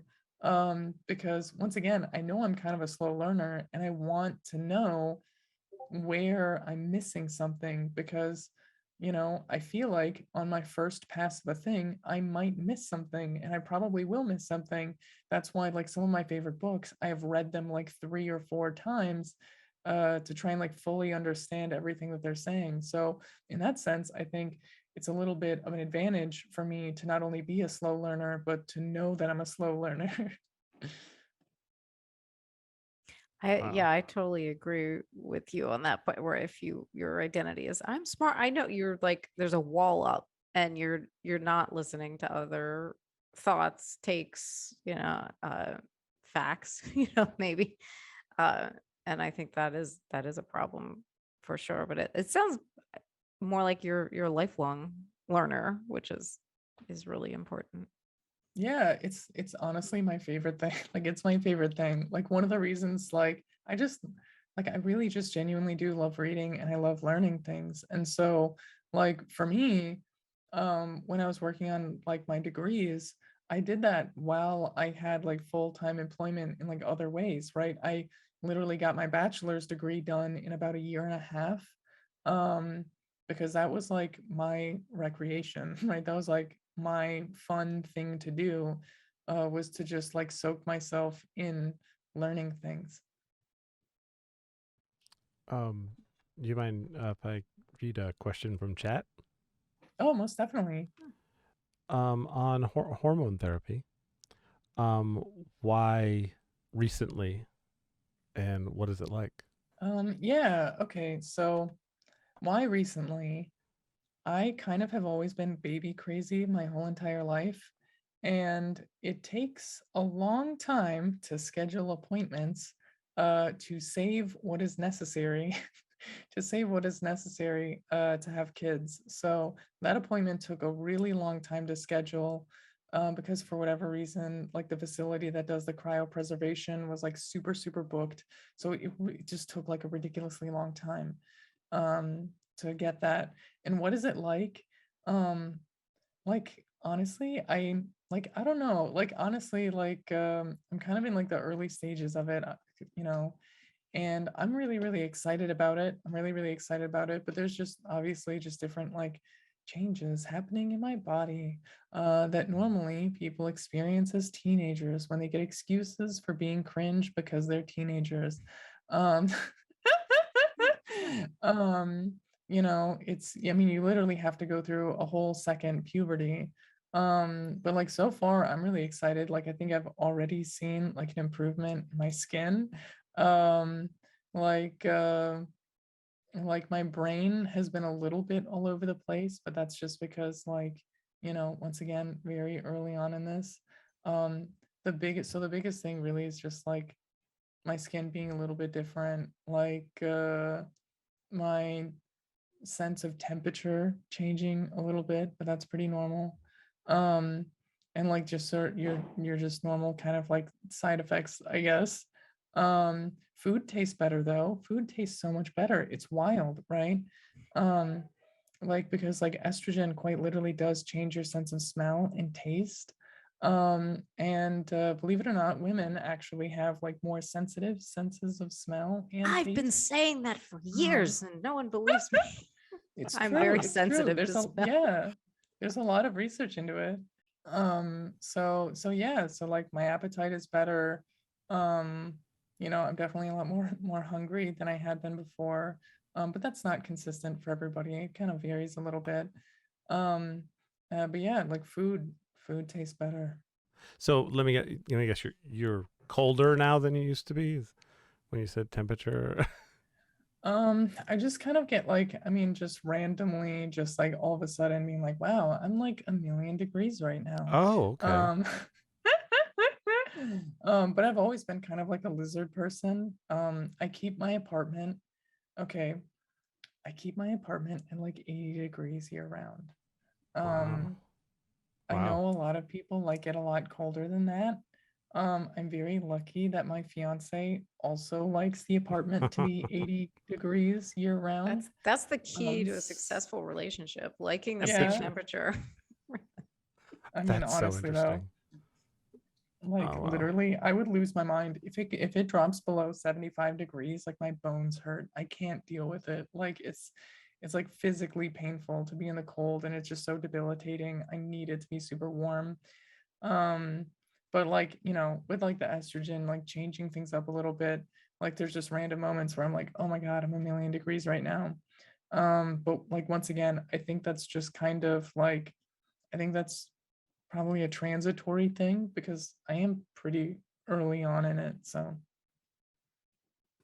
What are your thoughts on how old someone should be to be able to make the decision to start doing like more, transitional therapies?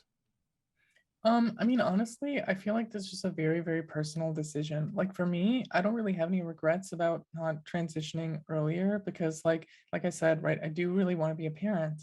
And so like getting to the point like financially, um, getting to the point where like I can actually, have like the cryopreservation, um, so that I can have kids of my own.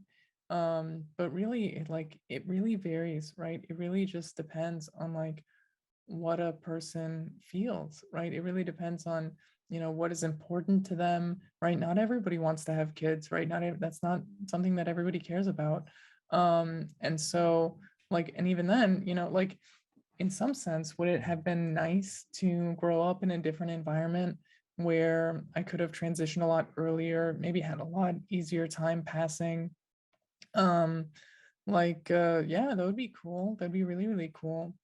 Um, but I'm not really the type of person to look back at my life and really regret anything, so to speak, because I feel very, very lucky where I am in my life right now. I feel lucky to have the apartment that I have, to have the fiance that I have, right? She's a really lovely, amazing person. And if my life was different, I don't think I would have met her, right? If, and so like I'm not really a person that really has like regrets.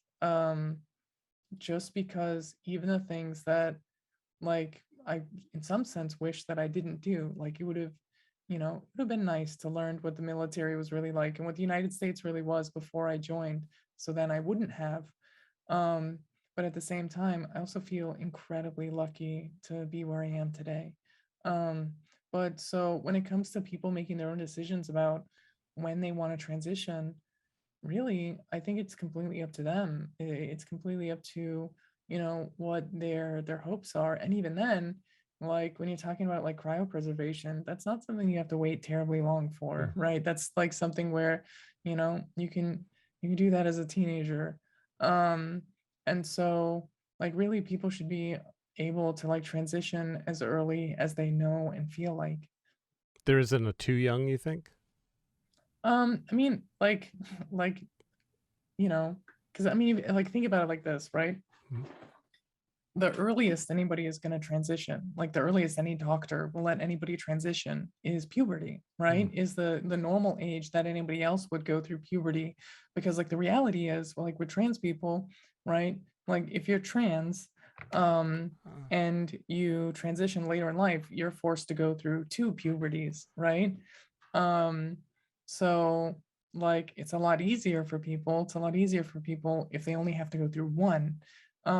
So like when it comes to like young people, the youngest anybody's going to transition is around the time that they would start puberty, which usually you can start seeing signs of like, oh, they're starting to go through puberty. Let's, start hormone therapy so that instead of going through this puberty, they go through the right puberty, right? So they can be themselves. Um, that is as early as it will ever be. You know what I mean?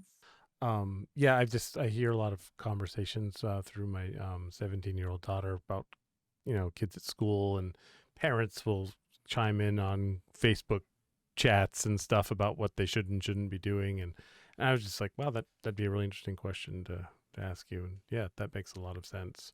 It always blows my mind that people that are like not in that situation or that's not their lived experience, they have so many opinions on what people should and shouldn't do. And I'm like, but it's not even relevant to you. Like you're not even, what do you just live your own life and let other people live Yeah. it. It's just, Yeah. No, seriously. Because like, I mean, you can figure out really quick like how dishonest these people are when you look at like honestly, like they will talk about like, oh, but don't you want to have kids, right? Now they completely ignore all of the things that you can do so that you can have kids, right? Like cryopreservation, for example, they'll just ignore that as a potential option. Um, uh, but ask these same people if they think trans people should be allowed to have kids. So is it Yeah. really about, oh, you're so concerned about people being able to have kids? I don't Yeah. think so. It's just that they don't want people to be trans. It's that. It's that way Yeah. with abortion too. We want, sanctity of life, and then when the baby's born, all help is cut off. It's like everything's always a contradiction, it seems. Yeah. Yeah, and we don't even have formula now, but nope, let's force people to give birth. Yeah. So it's just, like, and that really is like the thing. Like, do you want to force people to go? Because like in their personal experience, to them, puberty was nothing. That was just like, okay, yeah, puberty. That's like a thing that happens to everybody. But if you think about it in the context of like how, like, think about it. Like, imagine you woke up one day, right? Like, so like I'm gonna make the assumption that both of you are cisgender, right? Yes. If you both woke up, right, and all of a sudden you are going through as an adult the wrong puberty, right, that would be pretty distressing. Right, that would be pretty concerning, right? You'd probably go to a doctor and be like, what is happening? This isn't right. And you'd probably get on hormones to stop the wrong puberty from happening. Like, so, and then imagine forcing like a 13-year-old to go through that, right? Like, it, believe it or not, doesn't make it any less concerning, right? It doesn't make it any less concerning. So like that really is like what I wish more people understood. That's what I wish more people understood. Because like when you think about it in that context, it makes perfect sense. Like it would be very alarming if you started going through the wrong puberty. So why do so many people think it's acceptable to like let kids have to go through the wrong puberty if they're trans? Yeah, that makes sense. You're right. There's a follow-up question to the therapy on chat. You've talked a lot about second puberty.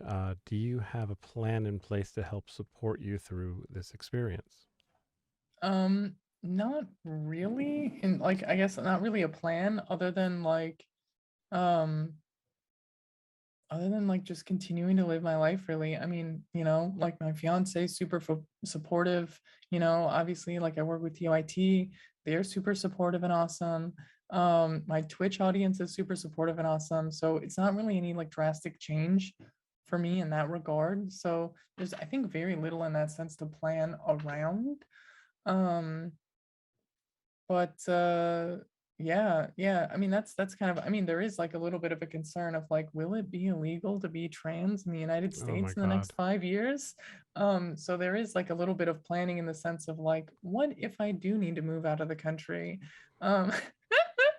But that's, that's kind of besides the point. That's kind of like, I think probably not exactly what they were asking in terms of the question. But I can't really speak to anybody else's experience, but I'm in a very, very lucky and privileged position where all of the people I interact with on a day-to-day basis are incredibly supportive. I just have to step in here for a second. Every time that cat gets on the desk, something happens, Yeah. and you're allowing it. No. Just I've seen it. Yeah, he's bad. It's really never not gone badly. I know. I'm trying to like hold him on. This is Oliver Dennis. He's bad. But can recycle, just so you know. Oh yes, my cat and dog recycle. That's a weird thing that I do. But I'm glad that it's really nice to hear that you have a supportive work community, a supportive, social community. Like that's really awesome, because I know a lot of people don't have that space. I have a question that I always like to ask. It's a little out there.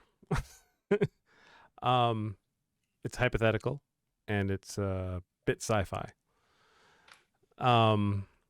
So hypothetically, you're sitting in where you are right now, and through the door comes someone that this would be very interesting because you may not know, but someone that looks just like you says, "I'm from the future. You have to come with me right now." And they're disheveled, dirty. They look like they've been through something. What do you do? Oh my God. Okay, this is really funny. My fiance just asked me this like the other day. What? Yeah, no, literally.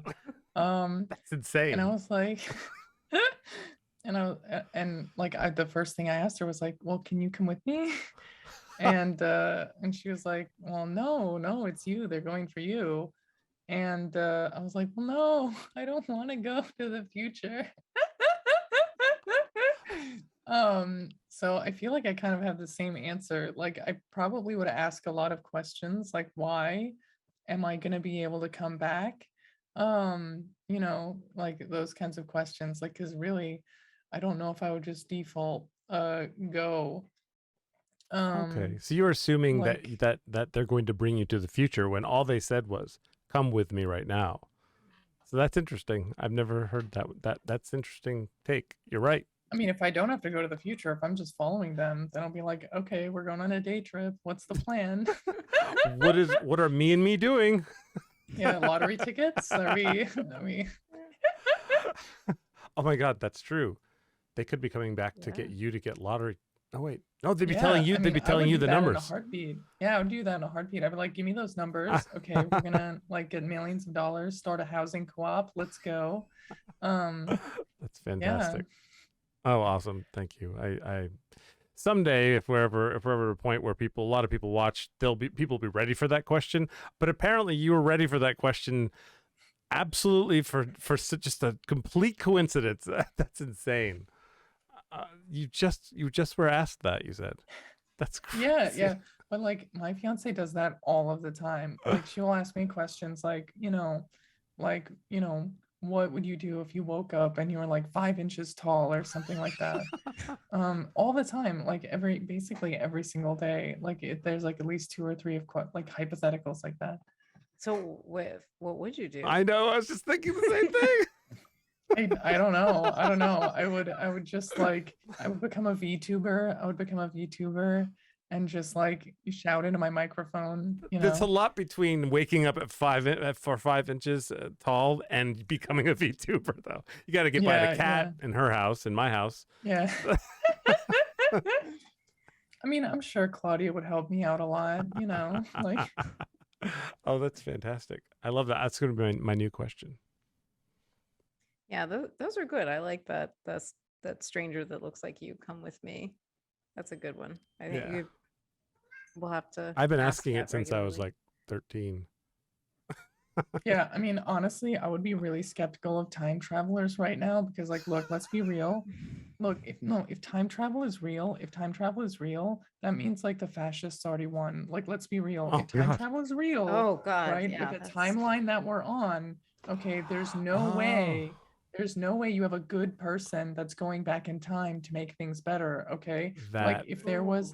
If there was like a really cool time traveler, would Operation Paperclip happen? Like, are you kidding? Like, I mean, let's like, if you're a time traveler out there, it is your moral responsibility to teach indigenous folks in North America how to make AK-47s before 1942 or 1492. Okay. Like, just wow. saying. No, that's true. I never really thought about it. Yeah, if time travel was possible, things you'd hope would be better. Yeah. So scary thought, Huh. I like that you spoke directly to the hypothetical time traveler, though. They're in chat, actually. Yeah. They'll know where to find us. If they're in the future, they'll know. Oh my God, that's hilarious. So we've got one more on this list that I think is a good one, is interesting. So so we heard you're going to be debating Charlie Kirk at the end of Yeah, the month. yeah, So yeah. tell us about that. How did that come about, and where can people check that out? Yeah, so I know it's definitely gonna end up on Charlie Kirk's YouTube channel. I really should have been more responsible and figured out all of the information around how to find it, like if it's live. Um, but I mean, it really started when Charlie Kirk sent me a DM on Twitter almost a Mm. year ago now, and he was like, "Do you want to debate?" And I was like, "Sure." And then and then he didn't reach out to me for like months, and then somebody from his staff reached out to me. Somebody from his staff reached out to me. Um, to like schedule the debate, and then yeah, and then it happened. And so it's going to be about Marxism in America, which is really interesting, to say the very least. To say the very least. um and like, to be honest, so normally, sort of out of principle, I don't really do debates, right? Like, personally, I think that, like, there's a lot of very toxic culture around debates, right? There's a lot of very toxic culture around debates, and unfortunately debating is the easiest way to like sort of clout form, because like it's the center of controversy and conflict and things like that. Very often you have like these extreme right wingers who use debate as a really easy way to build their audiences, because once again, like we talked about earlier, being cringe is the easiest way to grow your audience, right? That's, if you want to be the main character on Twitter, you say something absolutely vile and everybody will quote tweet you. And unfortunately, there's a lot of right wingers that see that and then follow you. So it's really easy to build like a following that like that. And so the incentives around debates are very much to create as much cringe as possible.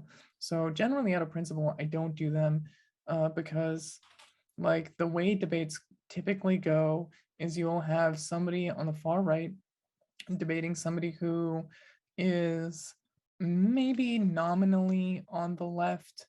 Very often they don't know exactly what they're talking about.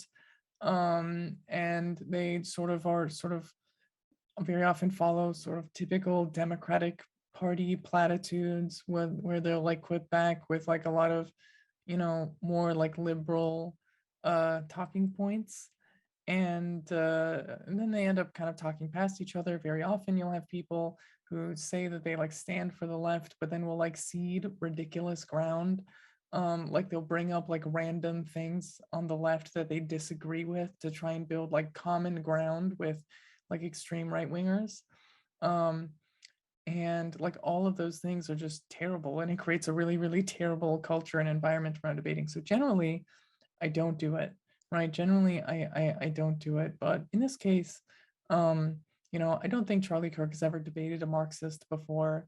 I don't think that, you know, it, I'm definitely not platforming Charlie Kirk in any sense. Like, I can't give Charlie Kirk a bigger audience. He already has like a pretty big audience. It's much bigger than mine right now. Um, so the risk in it, the cost in it, I think is very little. And with the mentality that I'm coming in with, um, I think it's just gonna be a little bit different than like most of the way debates like that happen. But as a general rule, I sort of discourage people from engaging in that type of debate, but it doesn't stop anybody. Yeah, I think it's interesting because it seems like a lot of the tactic is like whoever's the loudest, and like that Yeah, seems yeah. to be who. And as we're talking to you, like, you're very grounded in fact and history and research, and so I don't get that impression from Charlie Kirk from what I've seen from him. So I'm wildly curious to see how like this is gonna go. Do you kind of have a plan? Like, what if there's like yelling and, like, do you have sort of a game plan, I guess, for I mean, I how don't to really plan tackle? on yelling. I mean, that's the thing, right? Like, part of what they do is, oh, if you yell, that means that you lose, right? Mm-hmm. Because you're getting angry, and so if you're the one that's angry, upset, then you lose. But like the reality is, like, a lot of right-wing talking points are just funny, right? They're just hilarious. Like they're ridiculous, right? Like, like a perfect example, right? When they talk about how evil communists are, they'll say like, oh, there's like 100 million people killed by communists. Um, and it's like who? You mean like the Nazis that died in World War II? Like, oh yeah, those poor innocent victims, of the USSR, like when when they were rolling their tanks into Germany. Oh, we all feel very bad for the Nazis, or like, oh, Fidel Castro like stole my family's farm. And it's like, okay, but what the conditions of work were in those farms, right? Like, straight up, like, you're not going to be, Fidel Castro's the evil one for taking your family's plantation, right? Like, sorry, I just have a hard time feeling bad for you. But like, and so, you know, the problem is, right? And now you can see the issue where if you have somebody that's like a liberal, right? Claiming to be on the left, they will be like, oh no, you're totally right. Fidel Castro was like the most evil person in the world. Then they'll concede like ridiculous ground, and then they're talking from the same political side as the fascists they're debating, as opposed to like, hey, think about it for a second. Do you think Nelson Mandela was a good guy, right? Like now in the United States, luckily, culturally, most people are like, well, obviously Nelson Mandela was a good guy. Well, what did Nelson Mandela think of the USSR? What did Nelson Mandela think of Fidel Castro? I mean, like literally, Nelson Mandela considered Fidel Castro a close friend and inspiration. So is Fidel Castro like a bad person? I'm so confused. Do you think Nelson Mandela is a bad person? Or maybe do people believe a lot of lies about Fidel Castro? Maybe perhaps the people that owned the companies that Fidel Castro nationalized don't have an unbiased opinion about the nationalization policies. But who does, have a pretty good opinion of Fidel Castro is the millions of people that previously couldn't read and now they can read because of his national literacy program.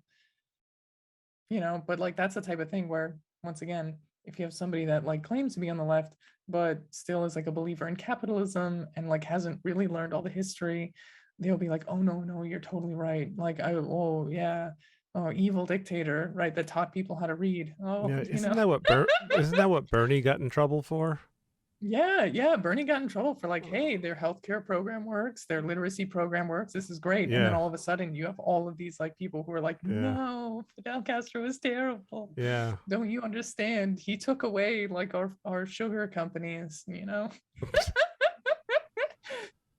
I don't know what you have left, but I do have one definitely question that's been bothering me the whole time. What is it that makes you a dork? What is it that makes me a dork? Yeah, like the Star Trek's out, so I'm trying to figure it out. Like video games, maybe. Like, but what else? I think it's just that I I'm just obsessed with reading and like learning things, and like I'm just not very in tune with like television, really. Like there's TV that I watch a lot of TV, but it's a lot of the same TV, right? Like Adventure Time. I love Adventure Time.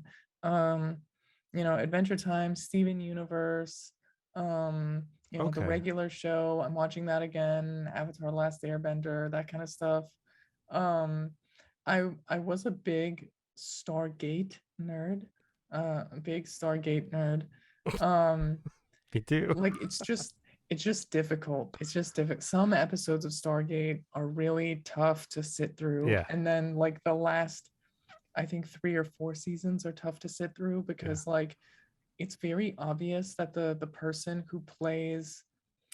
that replaces Jack O'Neill in Stargate, I don't know if you remember. I remember it very well. I don't remember his name, but I know what you're talking about. If you're paying attention to the show, it's very obvious that he's like really racist, but the type of racist where he definitely thinks that he's not racist at all, right? Interesting. Like, yeah, I mean, look at it, like literally, like he's the type of person that will you can see it in the way that like he was that way with other races. Yeah, you're right. Like I was thinking Earth, but you can be in that show. You're racist to aliens too. So like, yeah, okay. I actually know what you're talking about. Yeah, and it's just like, I mean, it's just like really like, oh, like that's just like, okay, buddy, right? And it was just like that. So it gets hard to sit through when you notice like things like that. And it's Mhm. just but but all in all, I kind of really like Stargate, especially like as somebody who was raised Catholic. Mhm. Like the whole So was like, and I. this is where I kind of like the last few seasons, where like the last few seasons are really a criticism of like Catholicism. Yeah. Um, and it was just really, really interesting. Um, but yeah, so I guess I'm I'm And you not went through it. You necessarily, liked yeah. Atlantis and Stargate Universe as well. Yeah, I only got 1 or 2 seasons into Stargate Universe, and I've never sat through and watched all of Atlantis. Um, because like to me, my favorite character was always Daniel Jackson. Like Daniel Yeah. Jackson was always my favorite character. And so anything that doesn't have him in it is less likely to capture my Yeah. attention. And he left like sixth season, I think, in the first series, and then he came back like every once in a while, kind of a thing. Yeah. Yeah, That yeah, was a yeah. bummer. And I mean, his relationship with Vala was amazing. Yeah. Like, I love that Absolutely. whole dynamic, but it only existed for like a season, Yeah. basically. Sorry, I had to know. I had to know where the dork was in the nerd. That's how I relate. Oh, we're over the 2 hour Yeah, mark, and I'm good. we did go through everything on the sheet with some detours. So I feel like this has been really interesting. I've really Yeah. enjoyed chatting with you, Ben. So thank you so much for coming to talk to us. And Yeah, this was really great. This is really great. Yeah. Let It's me a know when it's blast. up. Like the video is posted on YouTube. I'm gonna share it around. Yeah, do definitely. you Well, the wanna? live will be immediately. Yeah, but do you Oh, want to give okay. people your handles, or like where they can watch and follow you? Yeah, most definitely. So you can follow me on Twitter at Benjamin Carollo. You can follow me on Twitch, Bleep Blomp Ben on Twitch. And then you can catch my show on my show Galaxy Brain every Friday, 4 p.m. Eastern on TYT's Twitch channel. Yeah, those are like the best way to find. Yep, and Theoretically, I'm on TikTok, but I haven't posted there in a while. all those are also in our description right now, just so anybody knows. I'm on it. I put it Thank all in you. the description. All right. Yeah, thank you so much. It was fantastic. You're a wonderful person. Thank you so much for having me on.